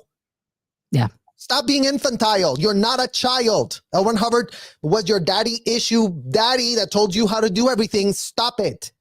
You're an adult. You're grown AF. Start taking responsibility and accountability for what you decided to do based on what in the hell was written in those books.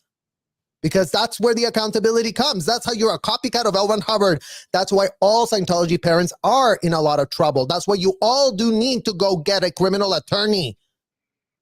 I mean, never mind that the courts are still like, everyone is innocent, you guys. Yeah, they're very innocent. But you know what? They're not very innocent when we witnessed this disgusting abuse is being done with a straight face over and over and over and over and over. Yeah.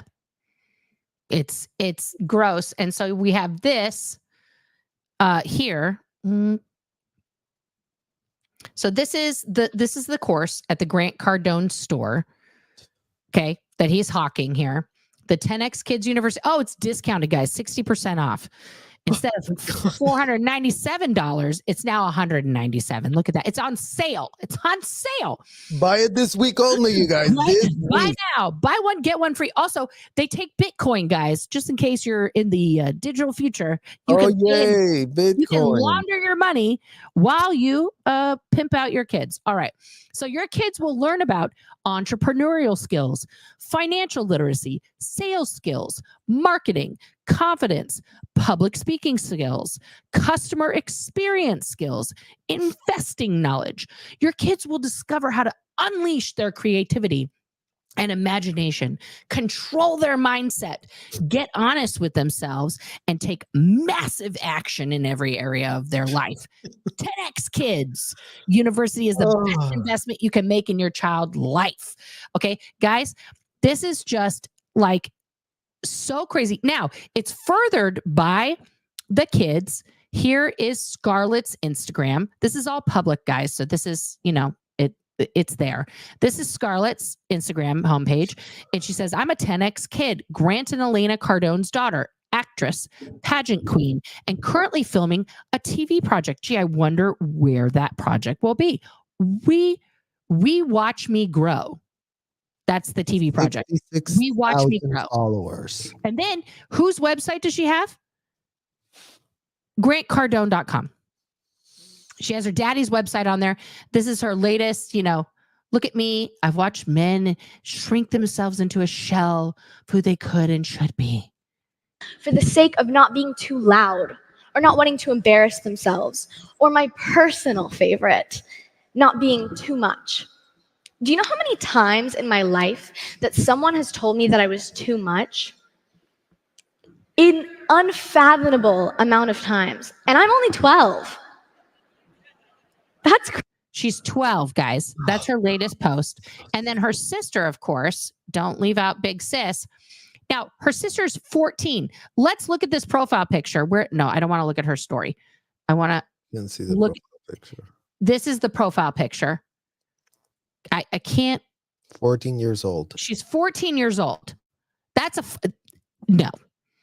And so this is, we're talking about the new premiere. Somehow Grant got his show on A&E. Shout out to A&E. Shout out to A&E. Yeah, let's give them a call here and see what they're promoting. Yeah. This is her latest post. Audience, what kind of car? What kind of car do you think I should get? Because I want something that is like a nice car. I can buy her anything, by the way. This is a great feeling. But I want something that's a nice car, but I also don't want it to be super flashy, super loud. I don't want it to be a Ferrari. Well, it's not going to be a Ferrari. I don't want a new car. I want a used car. You're a good driver, except for that time you almost hit the mail. Okay, she's 14. Even in Florida, guys, you can't have a driver's license. She's being adultified at 14. Her bio says 14 years old, first daughter of Grant Cardone, Miss Teen Florida 2022. I want to inspire kids by the example I set. We need your help. 10X Kids University /casting. Come on, kids. Come on and come on down. Be a part of the expansion.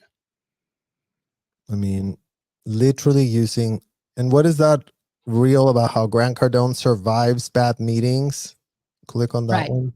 The meeting we were at yesterday. Do you remember that meeting? Yes, of course. It was very boring, very dull. How do you sit through those very dull, very boring meetings? I've been through thousands of, like, I knew the second I sat down, nothing's going to happen. Me and him aren't going to do this, but I have to live through it. Actually, they're not this boring. Because the other guy was dead. So I'm just sitting there the whole time thinking, okay, just hang on, dude. It's going to be 30 or 40 minutes. Maybe something comes out of it. Most of the time I'm pulling my hair out without pulling my hair out. The meeting we were at yesterday. Do you remember that meeting? Yes, of course. And they're putting like AI art of themselves. This is just, I mean, again, like I said, the difference between Grant Cardone and Scientology is Grant Cardone knows how to 2024. He's utilizing every. No, I think you're giving him way too much credit. I think he hires people in his team. Yes. So imagine being those idiot social media handlers Right. that are pushing this content out. Imagine you cutting down these things, editing it out, mainstreaming this man, platforming this man, all the people that work for his IT thing. Because again, I've done research on him, Nora, and he is a nothing. He doesn't know how to do shit. Oh, sure. I'm not trying to give him the credit. I'm just saying he's utilizing it. To help him pimp this out and push it all out and, show him all the ways to optimize it. But it is being questioned. It is being questioned why in the hell Grant Cardone sycophants, Grant Cardone employees seem to have no shred of critical thinking skills because they're drinking the Kool-Aid being served. And you know what? Again, check who in the hell this man is donating to. Before you think you have no due diligence, you owe no due diligence. All the investors that are paying this man all that money, before you go, he told me he was going to make me a lot of money. Well, find out who else is making a lot of money from this man. Find out who else. Yeah. Because Elena Cardone is on the record here on her video saying how they go millions and millions that they donate to charity is what she called it. Yeah. No. It's I mean, even Elena, where did her site go? Is this it? No, I had it up. Oh, here we go. So this is Elena's website, right? So that building an empire, creating, building, and defending an extraordinary career in marriage, an empire. Right? I mean, why the hell is she defending? I mean, what the? Defending it. Oh God! What the hell? What about gallery? Join the 10X empire. Oh, here we go.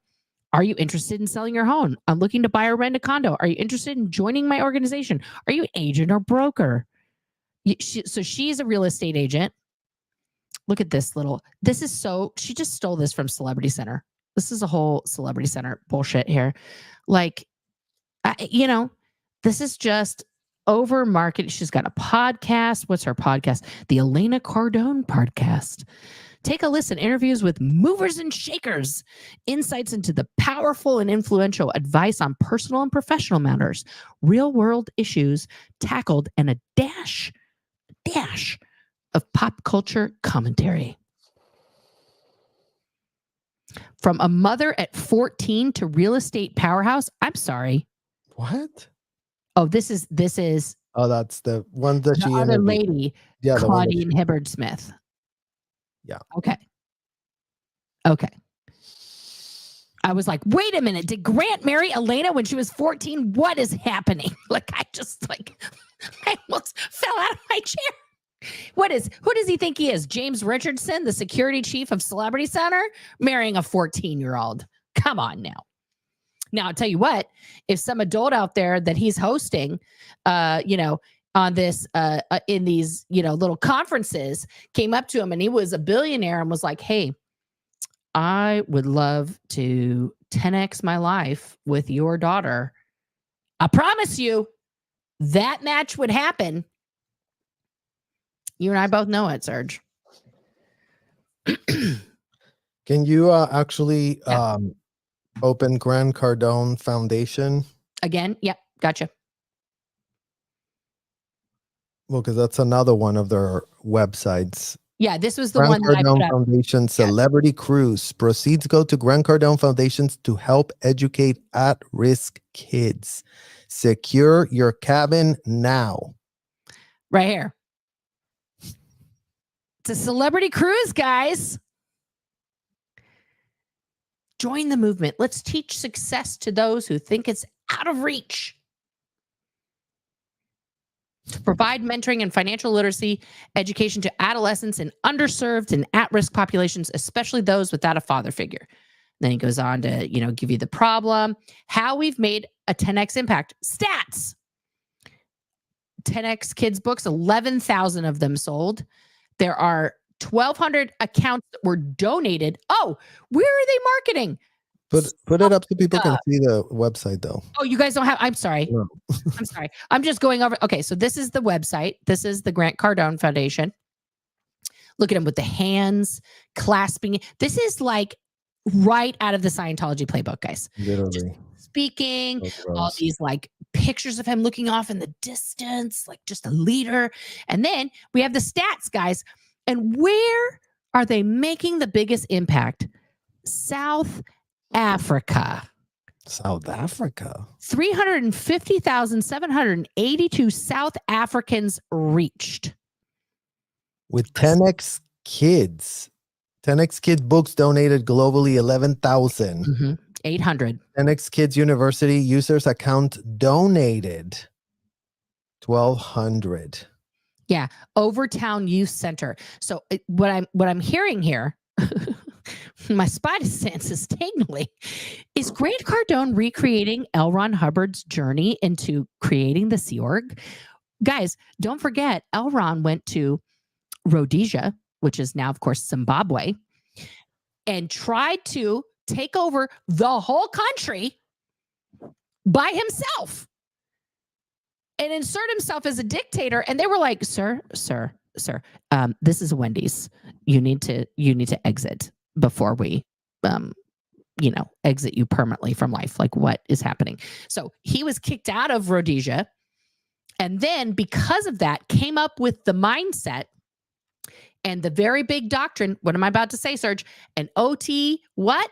Cannot operate alone. An OT is better in a group. And that, kids, is how the Sea Organization was born. Because then he owed a lot of taxes and other things in Rhodesia because he tried to insert himself as the leader. And so he wasn't paying taxes and things. So he went to sea. Scroll down.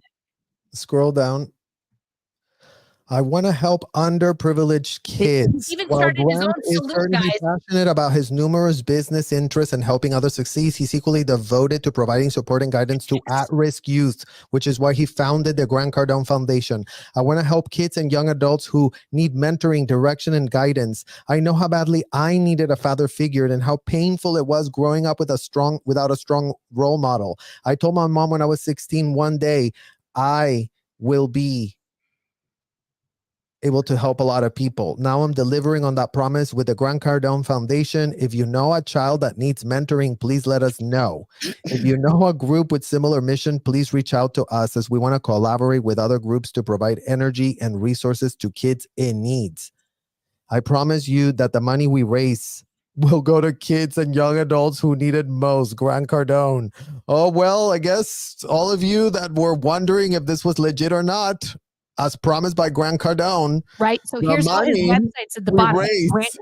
Grant Cardone, Grant Cardone Capital, the Grant Cardone Foundation, which is the website we're on, Grant Cardone TV, and Cardone On Demand. What is this? I can't read it. It's so small. What does it say? Convert every opportunity. Yeah. This is Grant Cardone Automotive Training. Oh my God. Sell more cars, close more deals. It's like, what the actual what? It's like there's nothing he's not scamming right now. New hire Well, I want onboarding. to go back to I want to help underprivileged kids because there's a lot of photos. So that's Yeah. photographic evidence that we should show So here's people. these kids on the website that are all in South Africa that he's, helping. And also he stole Wakanda. Like, no stealing Wakanda forever with your 10x BS. Like, talk about cultural appropriation. Yeah. This is just like, guys, this is worse than I thought. When we started, when Serge and I were like, hey, let's talk about, Elena Cardone and her kids. This, guys, I hadn't seen any of these things. We're literally doing this all live. I've never done a dive into Grant Cardone because I just find him so abhorrent. This is like, it's very upsetting. It's very upsetting that not only does he have this following outside of Scientology, okay, where he is influencing thousands of people every day by being a literal influencer on the nets, but taking advantage of underprivileged children who he is openly stating that he's targeting. This is not a secret. It's not like Serge and I are making this up. He says it multiple places in black and white. He wants underprivileged kids. Bring me the underprivileged kids. Bring me your fatherless children. Like as if he's, gonna sacrifice them to some himself. Like it is just, I can't. It makes me as a parent violently angry about this. It's just like he is beyond a charlatan. I mean, you've seen the sham statistics. I mean, imagine having no possible self-awareness and pitching that you have literally so-called helped 350,000 South Africans. What in the hell is he doing in South Africa anyways? What in the hell is Grant Cardone hiding his really money doing? I mean, he's hiding his guys. He's under federal indictment for money laundering and other stuff right now. Like, this is not, a legit businessman. This is a guy who clearly conducts his businesses in countries that, are a little less concerned with, rules and things than they should be. They don't really care. So yeah, but guys, Grant Cardone is one parent in Scientology that is doing this. He's doing it on a worldwide huge scale. Okay. Like I'm not trying to lessen the impact that he's having or doing on his own children and on all the children that he's touching. But he is culpable in the same way that my parents are, that Serge's parents are, that, Liz's parents are, that Aaron's parents are. Jenna's parents, Reese's parents. It's just everybody. All our parents did the same thing. And again, that's why the alarm code red needs to be literally pressed. So all of them stop dead on their tracks. Whatever in the hell you're doing right now, stop.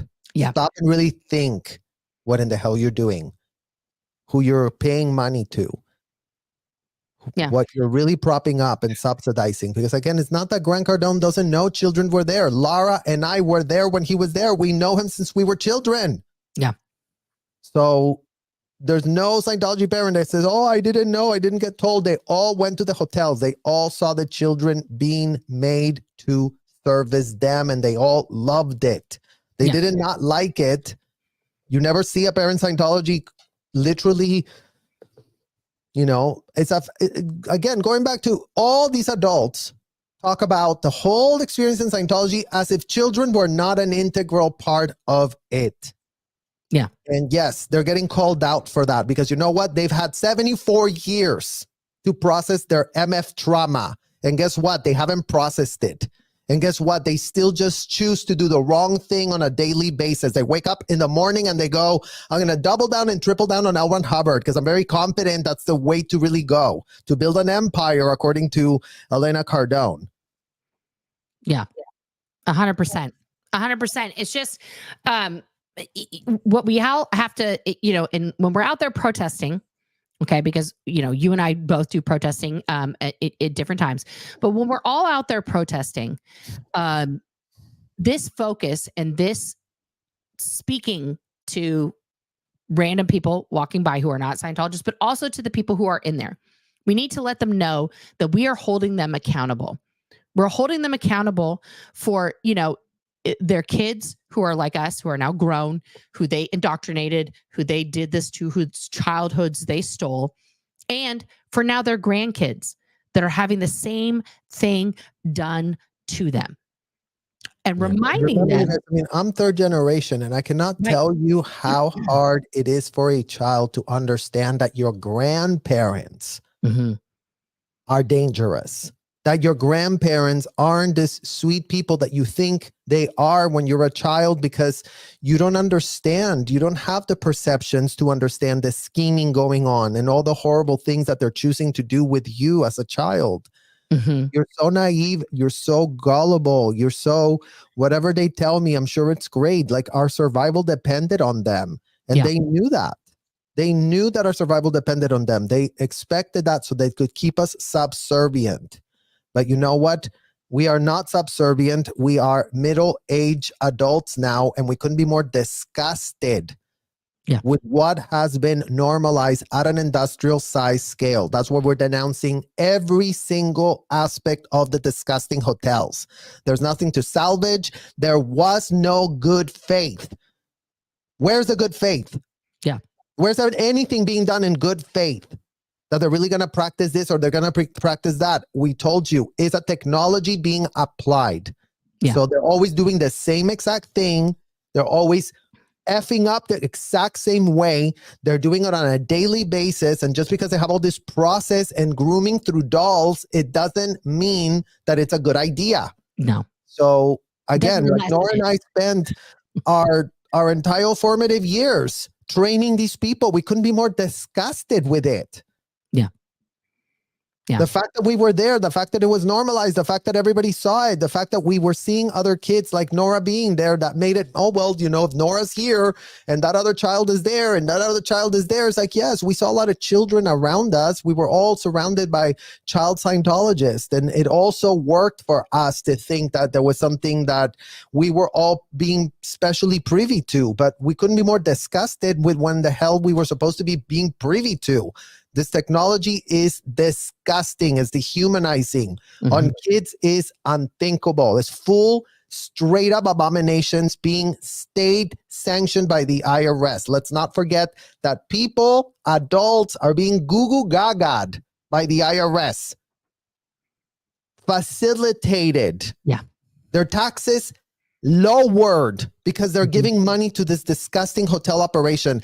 A la Grant Cardone. How much money has Grant Cardone funneled in there? And again, they're not getting anything out of it, you guys. Grant Cardone has Scientology financiers that go, oh, you're a Scientologist, so we're going to give you this, we're going to give you that. It's a whole network of them doing each other's bidding. They're there because they want the network. They are there because they want unfeathered access to kids, and that is getting called out. It's not okay. You don't get unfeathered access to kids just because you're a paid member of a disgusting hotel. Yeah, 100%. If you guys have questions, please write question or comment before it. I'm trying to star stuff, but I want to get to some of these starred comments here. Blake Reed, thank you for your super chat. Sorry, Grant Cardone, but I can't condone. Hashtag no more Grant Cardone, no more kids around Grant Cardone want to be David Miscavige. 100p. Again, Blake, thank you again for another super chat. Also, can we add Andrew Tate to our list of idiotic Chiquito Pito, no flights list of cult leaders, because he can get wrecked too. Yes. Yeah, I agree. Blake, again, Thank you for another super chat. Little girl, a billionaire father, gives cult speech. She's been practicing for weeks in a stripper outfit to make him proud. Her father, in front of 1,000 people, that's great, honey. Now get off the stage. Yeah, pretty much. Pretty much. Jennifer B., thank you for being a member. Question, why do you think Grant has chosen his children, exposing them to so much unneeded publicity? Why the desire to use them? Serge? I mean, again, you guys, because he's a fraud. And they're using kids to lure adults that are watching those girls and going, oh, yeah, really have to be part of that. I really have to be paying the high $10,000 tickets that they're selling them because, you know, don't I get to go see those kids? And again, it's like, this is a so-called billionaire that puts his underage girls front and center. And you didn't finish the Sabrina and what's the name of the other girl? Sabrina Scarlett. and Scarlett's. Actually, do you have it at all? Which one did you want? The last part of that interview you need to see. Which Sabrina and Scarlett when they're really young. Oh, when they're really young? Let me pull that up here. 1 second. Because, I mean, this is what's being denounced, and you guys are gonna see. The one where, I actually did a reaction video to this, but I want everyone to see it because I just remembered that we didn't actually cover that because we got triggered with the interview and sort of clicked away. We totally did. We totally did. I apologize. And now my algorithm is going to be so messed up, guys, because this is on my YouTube. Scared and running off. What I have I'll learned just put it up though. It's not up. It's not up. this There way you right go. now. Okay. Yeah. Yes, and I'm putting it this way, but I'm putting it like outright. Bobblehead, stop. Anyway, my thingy-majig is my daddy, my papa, my father taught me how to this is like an important skill that everyone should know to like do your job really well so like you get more income and you have a lot of money and then you can take care of your family and then you have a good house and then everything's awesome. Yay. And the other thing that my father taught me is how to make math fun. What is the thing called again? Adding, subtracting, and multiplying. Adding and subtracting and multiplying. I haven't learned how to multiply, but my father, I can't wait because my father said it's the funnest of all. Well, it is. I'm doing that right now, and it is. Come here, Papa. Stop bobbling, bobbling. Next thing is, what's yours? I already said mine. She just said hers. Second. Come on. Your second one. I already said my second one is... Oops. Oh, what is it? Oops. Oopsie daisy. I forgot. You know what they say, huh? A sharp pencil is better than a long memory. Yeah, that's right. Okay, number one. What was my second one? First of all, we want to thank you guys because This is the real Papa. This is a bobblehead. That's yeah. good. So made that up. first of all, people have really missed the 10X kids. We're so sorry. We Okay. haven't been at the office for a long time. And you guys need to bring back 10X kids. If you guys want to know about 10X kids, make sure you post in comments, come back, and maybe even what topics. The second thing that you said you learned from me on the way over here was, what was your first thing? Booking. My first thing was working book really thing. hard. Oh, this was it. My papa taught me how to read very well and to not pass words that I don't understand and to look them up. What are you reading right now? Harry Potter. I'm on the 8th chapter. In like 3 days. Yeah. And you know what's interesting is she had the third book and she realized that she was reading out a sequence that it was. No, I was at outrageous. I was at the last book. Oh, and she's like, I gotta go, Papa. I gotta go start on the first book. What's the other thing you? So she got to the 8th book of Harry Potter, guys. And just to quickly explain this Scientological principle that is so ridiculous. If you're doing something and you're doing a task and it has many steps and you get to a certain step and you start failing in that step, it's considered out gradient. Like if you look at like a hill's a gradient, and then you get to this high point and it's too high for you, it's too much, you fall over, right? So that's just like a physical demonstration of out gradient. So she had clearly reading a too advanced book for her. And then she gets to the 8th book, which if you guys have read the Harry Potter series, it's very violent by the 8th book. And then so he made her go back to the beginning and start all over again, because that's the solution in Scientology. When you get to a step and you're failing at it, you just go back to the beginning, start over, and get that gradient that you need. Yeah. This is, so here is where they're just spewing Scientology stuff. This is just a Scientological conversation now. Well, it's about to get more disgusting. So just get a vomit bag close to you, because it's here we really go, about to take a dark turn. Oh God, I'm going to eat my candy. I already said it. No, the second thing. I already said that. Oh, you Say did the them both, second thing huh? again. Oh, wow. So you guys are about ready to wrap up on the show. Is there any other questions? Hold on. Let me check the comments right now. Listen to Geraldo this. wants to know, what are some secret things that you do? Is Geraldo a real person? Yeah. I'm looking at the comments right now. Okay, Geraldo is a real person. Javier. Javier is a real person. No, Geraldo, Some Javier. secrets.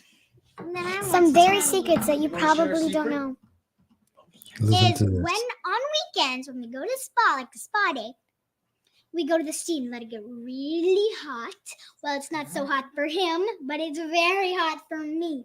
So we let it get really hot, and then I throw freezing water. And then he says he's gonna get back at us, but he never does. Okay, my turn. Don't tell anybody, because this is an ancient secret that should not be shared.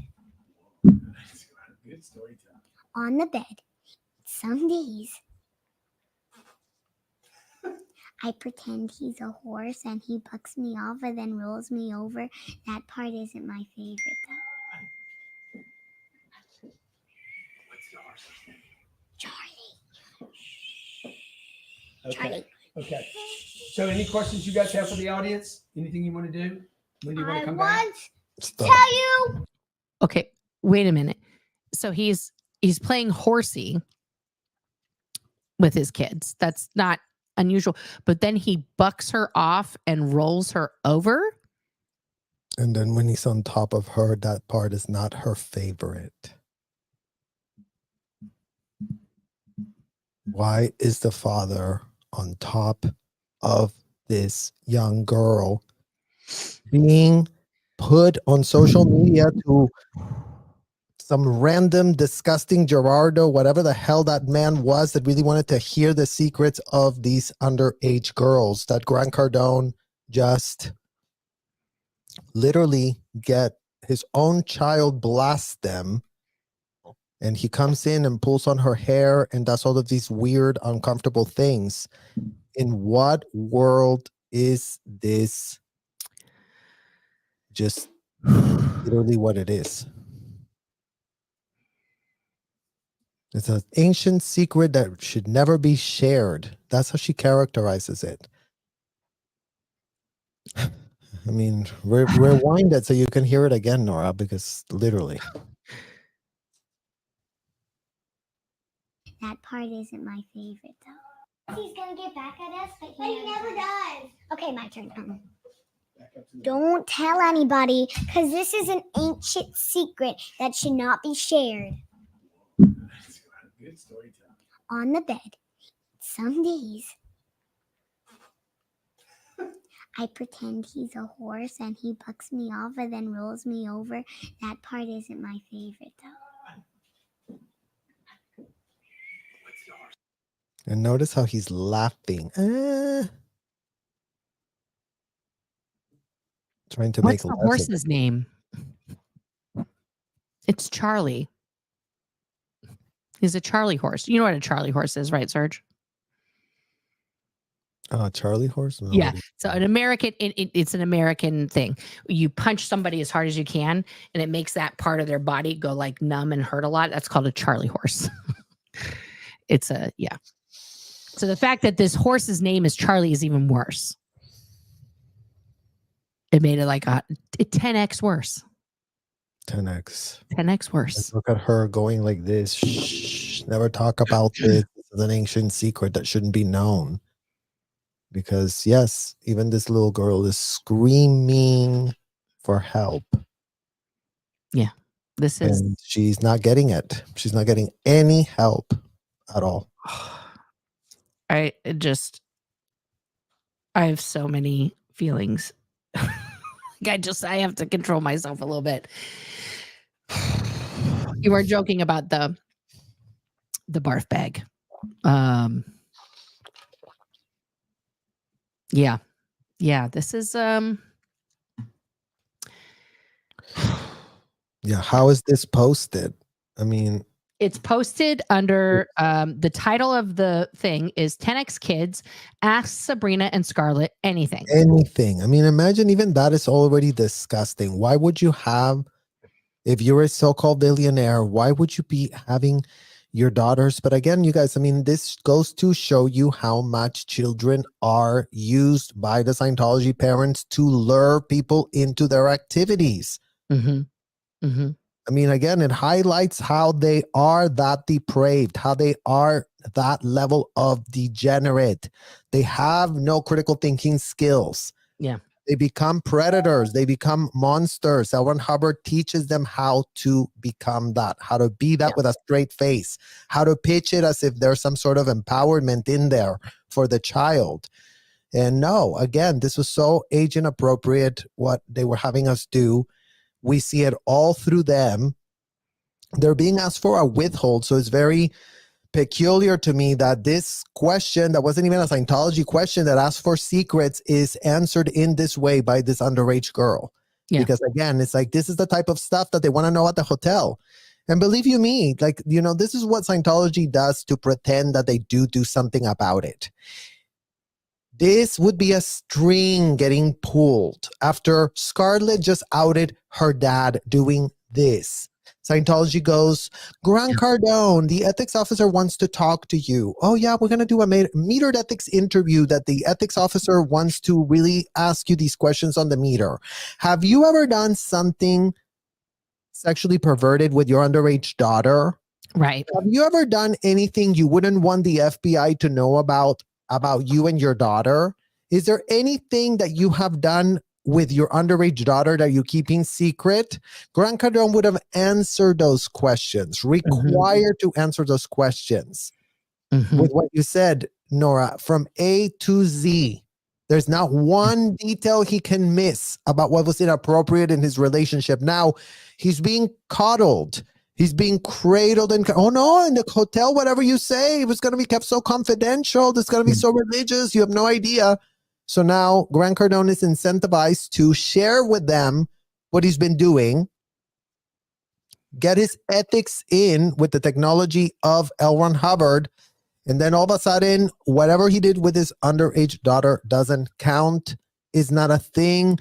And then you wonder why this man gives them millions of dollars. Don't wonder it.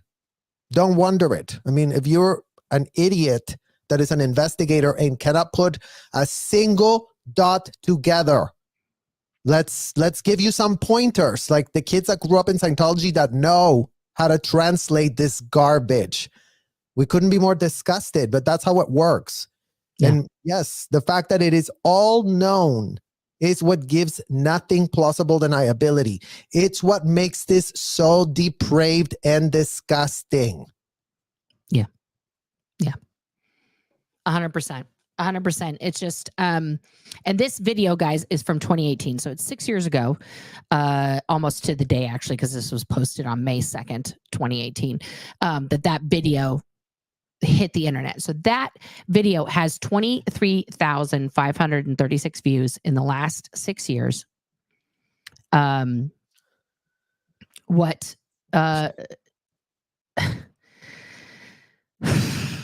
know, the lesson that we've had to all learn as parents in the 2000s and in the age of YouTube and Instagram and Snapchat and Facebook and Twitter and all these things is that when you post something, whether it's this ridiculous, grotesque thing, or you're posting an innocent photo of your kids because your kids were at a birthday party and you're like, it's my son's birthday today. And here's his him blowing out the cake candles, right? The problem in today's world, when you do that, is if you read the terms of service of any of these social media sites, they are free for a reason, right? You don't pay for Facebook or Instagram or YouTube or any of these things. The reason why you don't pay for them is, as I've explained to my kids, is you pay with two things in your life. You either pay with your money or you pay with your identity. Okay. And so, no, Apple, absolutely not. When you're paying with your identity, you are saying you're agreeing in those terms of service that any image or words or anything else that you post does not actually belong to you. And they may use it in any way that they want and sell it to whomever they want, however many times. Okay. That picture you posted of your 4-year-old blowing out the candles, that's now everywhere. It's being used to generate AI art, all of these things. The other thing that the internet has fueled, and this is the dark side of the internet. There are a lot of great things about the internet. I love putting, a show on for you guys and talking to Serge and other people and educating people. But the dark side of the internet is that people who are pedos now have free reign and free access to things like this content. To see children like that, as Heather pointed out, one little girl is sitting how I used to sit. I still don't sit with my legs closed. This is why I wear pants all the time and not a skirt. Also, skirts make me uncomfortable. And Serge looks better in them anyway. He has better legs than I do. So, but like seeing a little girl who's doing that now, we are recognizing that this is like danger, danger, danger.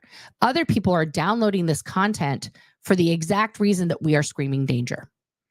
So it is not just the proliferation of cults and money marketing scams and all this other stuff. This is the straight up selling of his children to those people. He knows exactly what he's doing.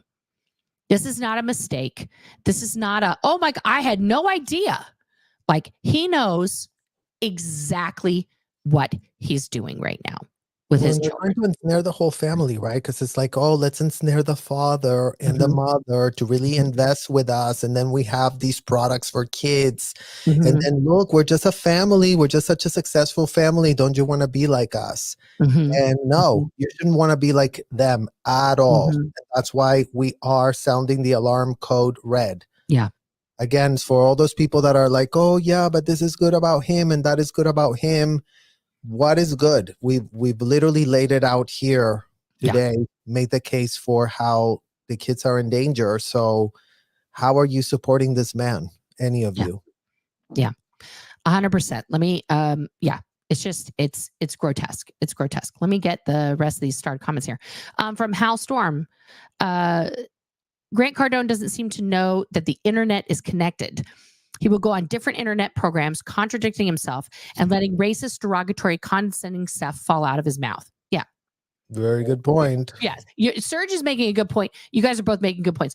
Grant doesn't understand how it all works, but he understands it's necessary and is exploiting it in the same way that Trump does. Do you know what I mean? Like, it's a good Trump picture, you guys. I mean, again, he's just a salesman person, selling himself, selling a lifestyle that is all fraud ridden, as we would know him, as we've been in his literal orbit, as we were there as kids growing up with him, seeing that he's always been the same blah, blah, blah, blah, blah. He doesn't stop yapping. It's all just a blah, blah, blah. And that's how so many of these Scientology people get around, just by blabbing their mouth and obfuscating what they're doing to the kids inside the hotels. 100%.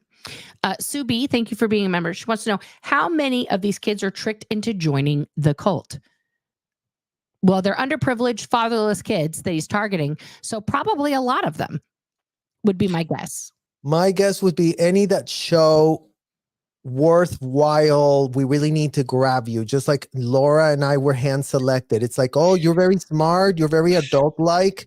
Again, because they're not going to the underprivileged, troubled ones that are not showing signs that they would just follow and be very subservient. So they're looking for subservient kids that they can traffic. People pleasers. Literally. Yeah, absolutely. Absolutely. Pip's mom. Thank you for being a member. One of my oldest friends went to a 10X seminar and has no idea he's a Scientologist. Yeah. Because he doesn't say Scientology business genius Grant Cardone. He's very careful to separate church and state in his 10X world. But if you read the books, it's all stolen Scientology shit. I mean, honestly, Scientology is so litigious, is so diabolical in their control of things, guys. This is why the IRS gave them tax exempt status. This is why the LAPD is in the palm of their literal hands, because they are the most litigious, most horrifically like just clap back kind of organization that but I would add something else to that, because that doesn't create the undue influence, right? Like the litigiousy, it doesn't, they don't create friends like that. They compromise these places by flooding them with money, flooding them with special favors, putting a whole show that they're very helpful. They're going to show them a whole side of them. They will never show them what they're doing to kids inside of the hotels. So the LAPD can be more clueless or looped out. They could be more stupid and completely looped out on purpose. Right. They don't let anyone walk around the hotels without being fully vetted. Let's make sure that's clear for people that think, oh yeah, this is a place where anyone can just walk in. You cannot walk in. I mean, we've shown all the streamers right there. You cannot walk in. You're just from the street. You're very curious. Oh, they take you to the place where you're allowed to go. And then based on all these things that they're checking, they're really going to see if you're going to go in or you're going to be told better luck next lifetime. Right. Pretty much. Yeah. Catherine, hey, thanks for being here. Does he just want fatherless children so he can have free labor? I mean, good question. Put it out for him. He can clarify that. Yeah. His lawyer, through his, fraud-ridden lawyer that's really drafting up litigation like that. Yeah. Tazzy D, thank you for being a member. You're giving John Ledger legal team so many angles. Yes, John Ledger, as a former T-Mobile employee, I love you, but also please tune in, check it out. We're doing some research for you, pro bono, as Serge would say, pro bono for you. Well, I mean, breaking it down. Bro, getting those kids out of the hotel, the ones that Grant Cardone is paying to keep locked up. Yeah.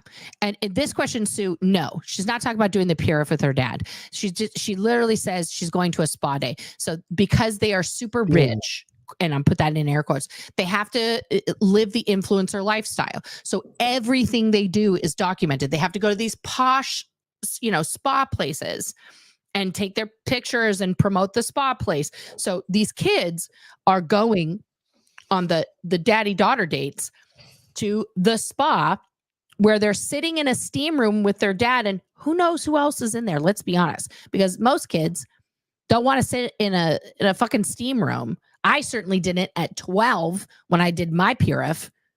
I was like, this is some bullshit. CalMag is not a sauna. So the purif is the sauna. Right.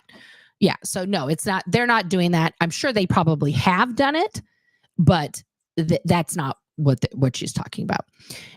Yes. Kathy, 100%. It is giving toddlers and tiaras. Totally. Yeah. Yeah. This is also true, Heather. I hate that he was hoping that this channel his daughters have or had was going to blow up so he could pocket the money. He's literally using his kids. This is heartbreaking. Yeah, guys, as YouTubers, I can tell you, as somebody who's doing this, quasi full-time right now, it is very hard to make money on YouTube. I know Liz Ferris just did a live where she was talking about how much money she had made in the last month. She made like $500 or something. And that was her biggest month on YouTube. And she has quite a few followers and she puts out a lot of content. Okay. So there is a whole game to play in the algorithm to try and like make money and do all this kind of stuff. It is not as simple as like you just pop up a channel and then all of a sudden you're making, 50 G's a month on the YouTubes. It's not. Otherwise, I would be like, everybody, you get a channel and you get a channel. And we just tell everybody to start a YouTube channel and then you just, be a billionaire. That's not how that works. So yeah. The fact that he was marketing his kids and monetizing them and, all that other kind of stuff, absolutely another form of child abuse, just more child abuse. And Chris is quoting you right now, Serge. These people do not give a shred of a literal F. Serge, Serge has iconic quotes, guys. I cannot, the accent, everything is just like, it makes it's chef's kiss. Serge has made the word literal fucking cool again. Like, because he's using it in the right way. I'm literally trying to get the point across, you guys. Yes. We don't want to be here for the next 10 years. Again, very simple. All kids, no more audits. All kids, no more ethics. All kids, no more courses. 3 things that we're asking to stop now. Cease fire. Cease fair gaming kids. Exactly. Cease subjecting these kids to these disgusting things. Cease it right now. Yeah. We don't need a court order. We don't need the FBI. We don't need nobody. All Scientology parents, you're on notice. Every day that goes by that children are still being subjected to this is another day that you're just adding to your own sentence. Because really double check if following the rhetoric of a convicted felon is going to end you up in the right side of the law. Check with a criminal attorney if that's a great idea. Yeah. Just give them a call. Oh, hi, criminal attorney. Oh, yeah, here's my 10 grand retainer. Now, let me ask you a question. Going inside of a hotel and following the textbook of a convicted felon, is that going to get absolved because I was inside of a hotel? Oh, you mean no? You mean I'm facing legal exposure? Oh, really? Oh, I could be thrown to jail. Oh, I could be charged with felonies. Oh, I could be charged with conspiracy. Oh, I could be charged with working in a racketeering child trafficking ring conspiracy. Oh, okay. Well, you know what? Here's another 50 grand. Start giving those retainers to your criminal advocates that need to defend you on what the hell you have all done, Scientology parents. All of you, go get a criminal attorney. All of you, go get some advocacy.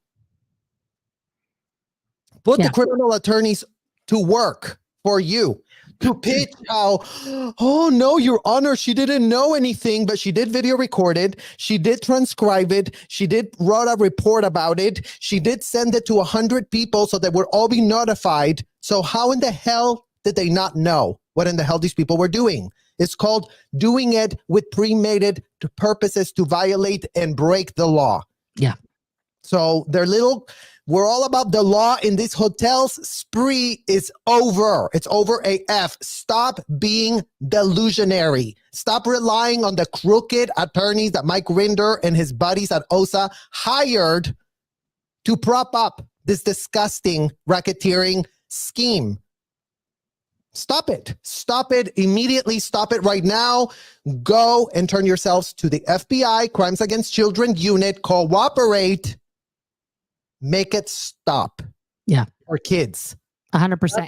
That's all that we can ask of Scientology parents. There's nothing else you can do.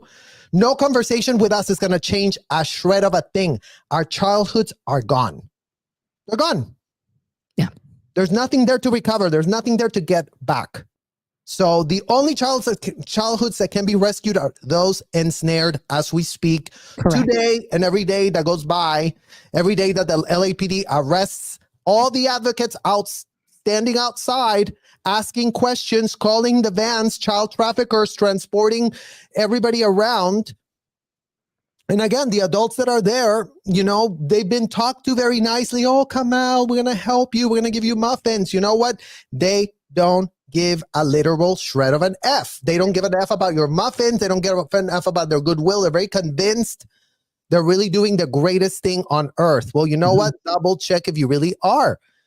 Because, again, it's like, yeah, we were all scammed. It's okay, it's the year 2024.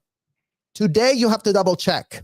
Maybe 10 years ago, you really thought that oh yeah, but this made a lot of sense. Well, today it doesn't make sense. Today, that's what's being called out about it. And that's why you are getting put your ethics in. Because if you don't put your ethics in, then who suffers? The kids that don't know what in the hell the adults are talking about. And we do know what they're talking about. And we're calling it out and we're saying, no more. Yeah. No, 100%. 100%. What we need to, I'm going to put this up here. I need to share this one. Boom. So this question here, what can the SPTV Foundation do if a minor wants to get out? So number one, let's bring this up. So sptvfoundation.org, that is the website to go to. Number one, if a minor is in the Sea organization right now, or, and they're like, I got to get out of here, I need help, they can contact, the SPTV Foundation, and they will use their resources to help that person get out and get reunited with, family, whomever. Okay. They're going to advocate step by step, because that would be a very complicated process, especially for a minor, but it's not impossible. But that's why we're also amplifying this conversation to the parents, you guys, because exactly the best way for the minors currently ensnared and stuck in there is for the parents to go, you know what, we need to have a sit down. We need to tell you what we've been doing is very disgusting. What we've been doing is very crooked. What we've been doing is against the law. Subjecting you to audits was not a good idea. Subjecting you to courses was an illegal idea. Subjecting you to ethics handlings is full-blown felonies that our criminal attorneys are advising us to stop doing on you immediately. So no more Scientology for you. That's all that needs to happen. That's how children are going to be saved. If their parents are not telling them that, strangers from a corner speaking it aren't going to necessarily stop them. But what would stop that is if my parents had come to me and said those three things. Yeah. No. We were out of our mind. I don't know what in the hell we were thinking, subjecting you to this. This stops. This is not something you should be doing. Don't worry about it. We all need to change. We need to stop doing this ASAP. Throw all the books in the trash. Right. Announce L. Ron Hubbard. Go take yourselves to the FBI and make it stop already. Stop giving excuses about how, you're really doing some work. You're doing nothing. You're all sitting out there doing nothing. You're not even protesting. How pathetic can Scientology parents be? In what world are advocates that had nothing to do with this problem the ones that are doing the heavy lifting, while all the Scientology parents are just doing what? Nothing? Just being part of the nothing to do with me club is all we ever get. Let me just stand out here and pretend I had nothing to do with it. Even though, there's plenty of receipts of how much money, every single dollar you pay to these hotels is how much skin in the game you have. So before any Scientology parent wants to say, I didn't know, how much money did you pay?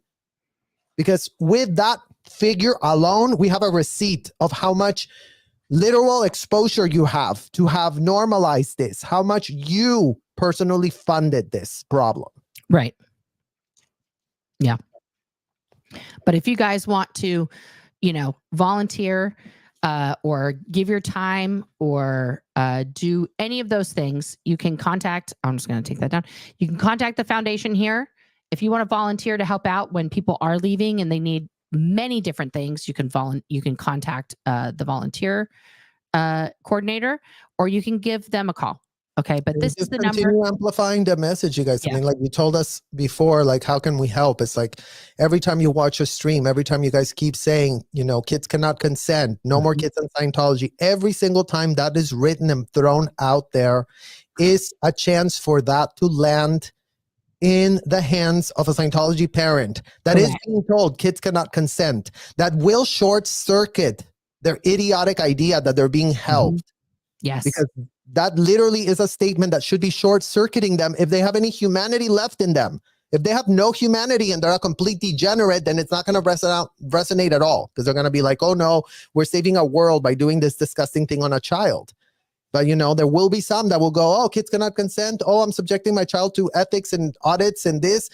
People are calling me out outside. They're calling me a child trafficker, which is what this makes me, a child abusive Ruby Frankie on steroids. If you want to be a Ruby Frankie on steroids, continue being that. But there will be a day that you won't get away with it. There will be a day where you will get exposed, because the legal system will catch up to you. We will make sure of it. We will make sure of it. The facts are exposed. Period. Like, if no one's doing anything, it doesn't mean that it's not illegal. It just means that there's a bunch of people playing dumb. And you know what? The facts getting exposed, all of you becoming child advocates for this cause, screaming outside of these hotels, get the children out now. Stop auditing them. Stop giving them ethics handlings. You're not helping them. You're actually harming them. So stop it. Stop having unfettered access to kids inside of these disgusting hotels. Yeah. We need to keep doing that. And you know, I'm planning on being in Portland tomorrow protesting. I'm going to put up my time and stuff after this. So I will be, you know, putting some more chalk art down. And I will tell you, the child trafficking cult gets the most attention, and we're going to have some hashtags, kids cannot consent, everything. Because that is what people pay attention to, guys. They pay attention to crimes against children, crimes involving children, children being harmed, because these are facts. It's not like, oh, let's just talk about this so that people like, well, look, right? This isn't for clicks. This isn't for a popularity contest. Universal law. I mean, again, kids cannot advocate for themselves. No. If that's not clear to anybody, then, I mean, then we're really in a whole lot of trouble. Like, they need someone to scream for them. They don't understand what in the hell. We didn't understand what in the hell. No. And we're suffering because we didn't know that, because we weren't advocated for. And no more kids need to be going through what we went through. Our childhood was disgusting. We wouldn't wish it on our worst enemy. No. We wouldn't wish it on any child to be treated in the way that these parents treated all of us. Yeah. So we are saying, stop it. Stop it. And we have the right to say that. We do have the right to say that, given that the law is on our side, given that the law is not on the side of the convicted rhetoric of this felon that put all of his proteges, paid proteges. Our parents were paying to be like L. Ron Hubbard. There's a lot of problems that happen when you cross that line. So again, that's racketeering. Influence. This person does a racketeering action, then this one gets influence, and this one is doing it, and that one is doing it, that everyone's doing it. And just because everyone is doing it does not mean it's fully legal and above the law. Yeah. Yes. And the way you guys can help us, if you have not given that like button a touch assist on both my stream and Surge's stream, please go do that. Thank you for commenting along with this, because that boosts the algorithm as well. But all of the live streamers, Confidence Chris is here in the stream with us, is doing amazing work daily out there. All of the other streamers that are out there daily. I mean, we've got the, if you need to know all of the streamers, I'll pull it up right now. Please go to, I'm going to pull it up and I don't know, UK, please hold.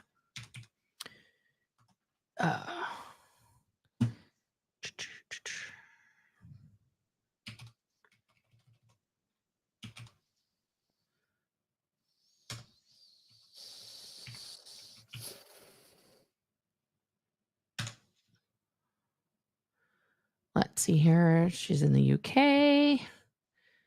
Why can't I find it here? Let me go to my subscriptions. I have so many subscriptions. And guys, just right now, just to tell you, we have 1, 2, 3, 4, 5, 6, 7, 8, 9, 10, 11, 12, 13, 14, 15, 16, including the two of us, people who are live right now talking about this. So, oh, that's what it is. I couldn't remember. There we go. Fluffer Squirrel UK. That is the channel to go to. I'm going to go to their community tab, because they have lists in their community tab of every protester, pardon me, around the world. Where is it here?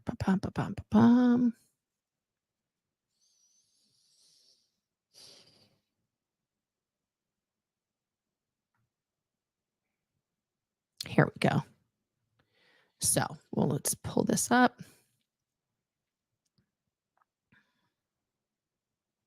Here we are. All right. We're at Fluffer Squirrel UK's channel.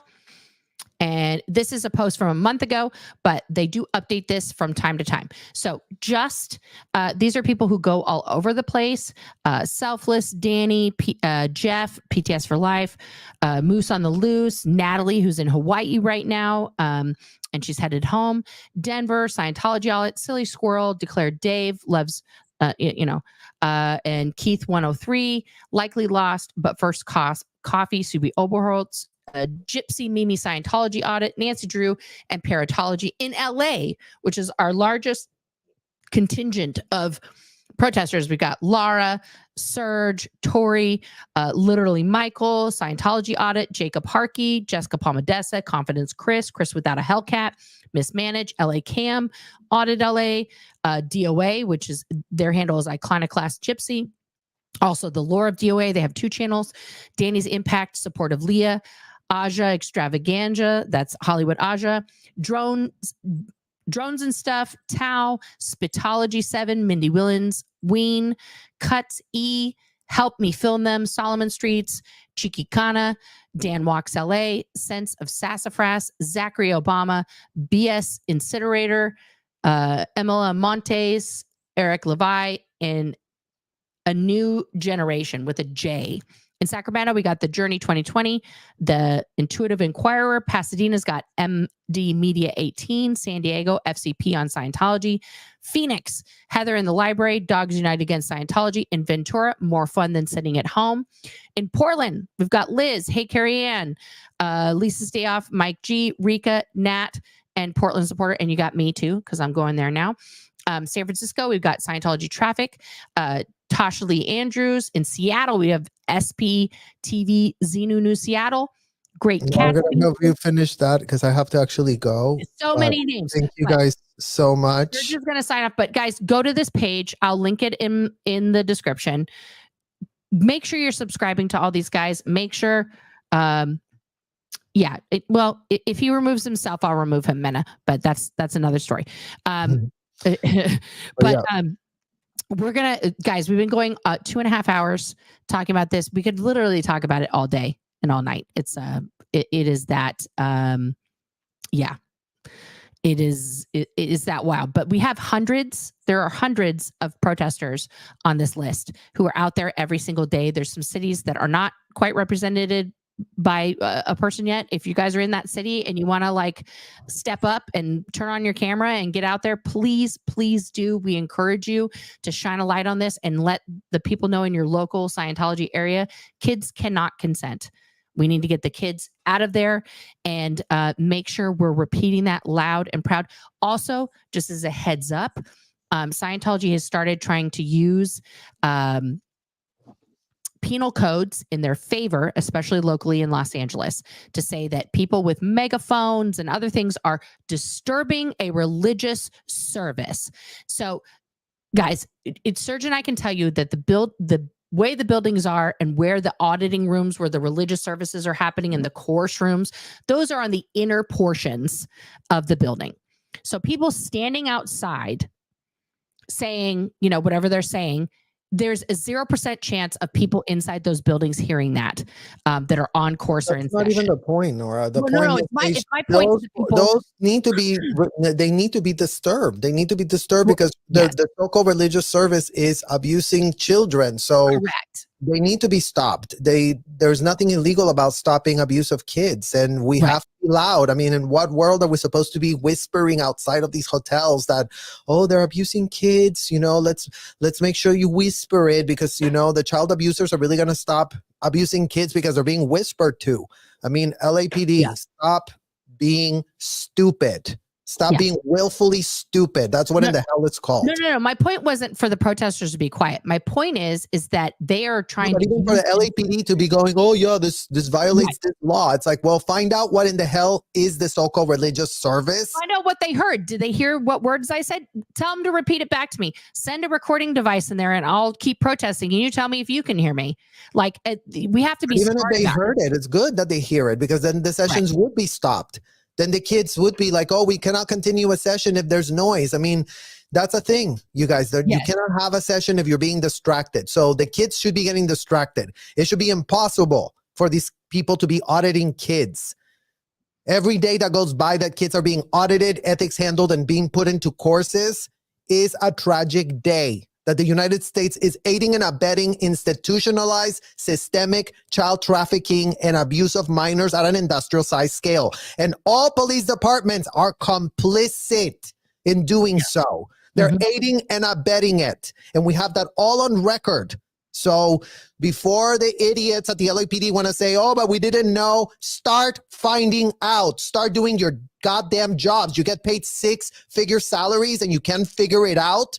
What type of investigators are you at the LAPD? How can you connect a single dot if you cannot even connect a single dot? Yeah.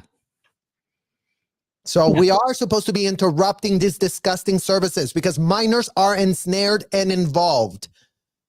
So why is the LAPD making a big deal about this? Why, in what world are they pro getting children locked up against their will? Is it a felony? Yes or no, LAPD? Can any old random person just lock up a child up and say, you can't leave this room because I'm, questioning you about felonies? Why are children being locked up in hotels being asked about felonies? Yeah. And that's the religious. Yes. Answer us with the facts, not with your BS glib bullshit. Like, oh, religious services is said here. Well, what is a religious service? Being locked up against our will? We're pushing back on that false narrative. If that's the narrative you all have, then shame on you for being so stupid and gullible and naive and unable to have a single critical thinking skill for yourself. It's like, how much more clear can we possibly be? How much more clear can all of these advocates screaming for kids not to be abused? Yeah. While you all go and arrest the ones that are screaming for the abuse to stop happening. I mean, make it make sense. Like it's just unacceptable beyond. Yeah. And just make sure when you are out there, as a mom, I want everybody to be safe. I don't like when people are being falsely imprisoned for being a child advocate. That makes me upset. And I share your anger. Right now we're reverting to chalk tech. I mean, God forbid. I mean, yes, we don't want these people to continue be doing this, but we're still going to call them out. I mean, we're going to not give them something that's going to take our power away. Like, fine, you want to continue sabotaging our First Amendment right, LAPD? By all means, be on the record doing so, because we're catching all of it. Yeah. This is very every true. single day that you guys violate the law, every single day that you guys play dumb, every single day that you aid and abet the child traffickers is being recorded. Yeah. So get your lawyers in place for yourselves as well. The FBI was literally sued because why, LAPD? Because the Epstein victims, all of the Epstein victims investigations were bungled because all type of kids were abused because no matter how much we scream about it, y'all do nothing. Y'all just sit there and go, oh, let's help the child traffickers again. I mean, they do have us on speed dial. The U.S. gymnastics team sued the FBI because why? Because they did nothing. Yeah. And imagine the Scientology parents are doing what Larry and Jeffrey did on steroids.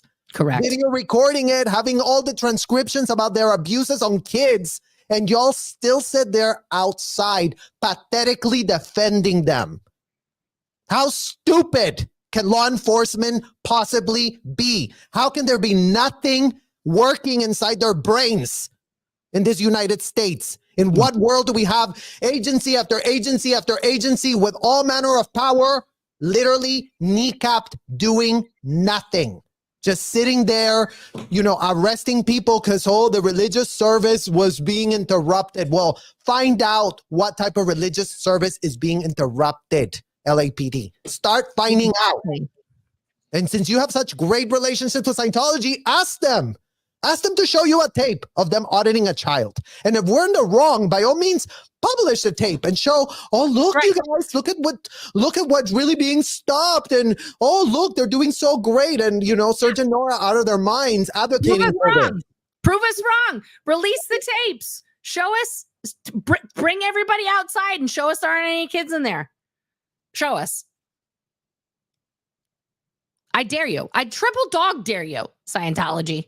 I I triple dog dare We you. know what's on those tapes. That's why we're disgusted. That's why we're sounding the alarm code red, because we know. And yes, at the time, the pitch was we were helping save a world. We couldn't be more disgusted that we weren't saving nothing. We were ensnared in a criminal racketeering scheme that is aided and abetted by the IRS, that is aided and abetted by the LAPD, that is aided and abetted by the Clearwater Police Department. Yes. There are child traffickers, aiders, and abettors. This is state-sanctioned child trafficking. This isn't just happening in a vacuum where no one knows anything. Everybody knows. Yeah. So you know what? No one has an excuse. This isn't the Boy Scouts where people infiltrated and then did weird shit on the side. This is all parents brought their kids to harm's way. Mm-hmm. So live with that, Scientology parents. Start calling yourselves out already. Start taking responsibility. Start showing signs of remorse. Because all that's on the public record is that you all don't give a literal shred of an F. And you've had how many years to contend with the fact that you were scammed? I mean, how much longer do kids have to wait? Is what we're asking. How much longer, LAPD? Should kids be literally exposed to all of this disgusting, egregious abuse? Yeah. Yeah. And Dylan, I agree with you. This is a stop I'm going to be making soon, not just outside the Portland org. But yes, Delphi will be getting a visit from me, from your friendly neighborhood SP. Absolutely. Guys, this has been amazing. Serge, you're always amazing. We are very passionate about this, rightly so, because we are in a lot of therapy to undo what happened to our childhoods. And we are trying to prevent other children from being harmed in that way. Okay. But I want to repeat before we close here that this is an extremely triggering content today, extremely triggering, not just for us, but for possible other audience members. And please, please, please take care of yourself today. If this has been upsetting or triggering in any way for you, please do whatever necessary to care for yourself. You know, I might go have some cake or something because food is my love language.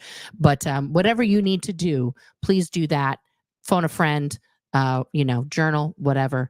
But I love you guys. Thank you guys so much for tuning in. Thank you for the support on the daily, the nightly, for all of the protesters out there. I've said it once. Somebody quoted me in the stream here. The never-ends are going to end Scientology. They are going to be the ones who rise up and say, this is not okay. This has to end. And I thank you guys from the bottom of my heart every single day for what you do on behalf of us and for the kids that are still trapped in there. I sincerely appreciate it, because this entire channel and everything else wouldn't exist if you guys weren't out there helping us out every night. So thank you. Be safe out there. Tune in to the protests that are happening right now. We've got, like I said, 14 other people who are live right now out there protesting. Also, Pearl Fest is happening down in Texas. So give some love to our Pearl Snappy. She's a fierce force to be reckoned with, to be sure. All right. Anything you want to say before we close it out here, Serge? No, just thank you everyone for holding space for these difficult conversations we're having. All right. We'll see you guys next time. Bye.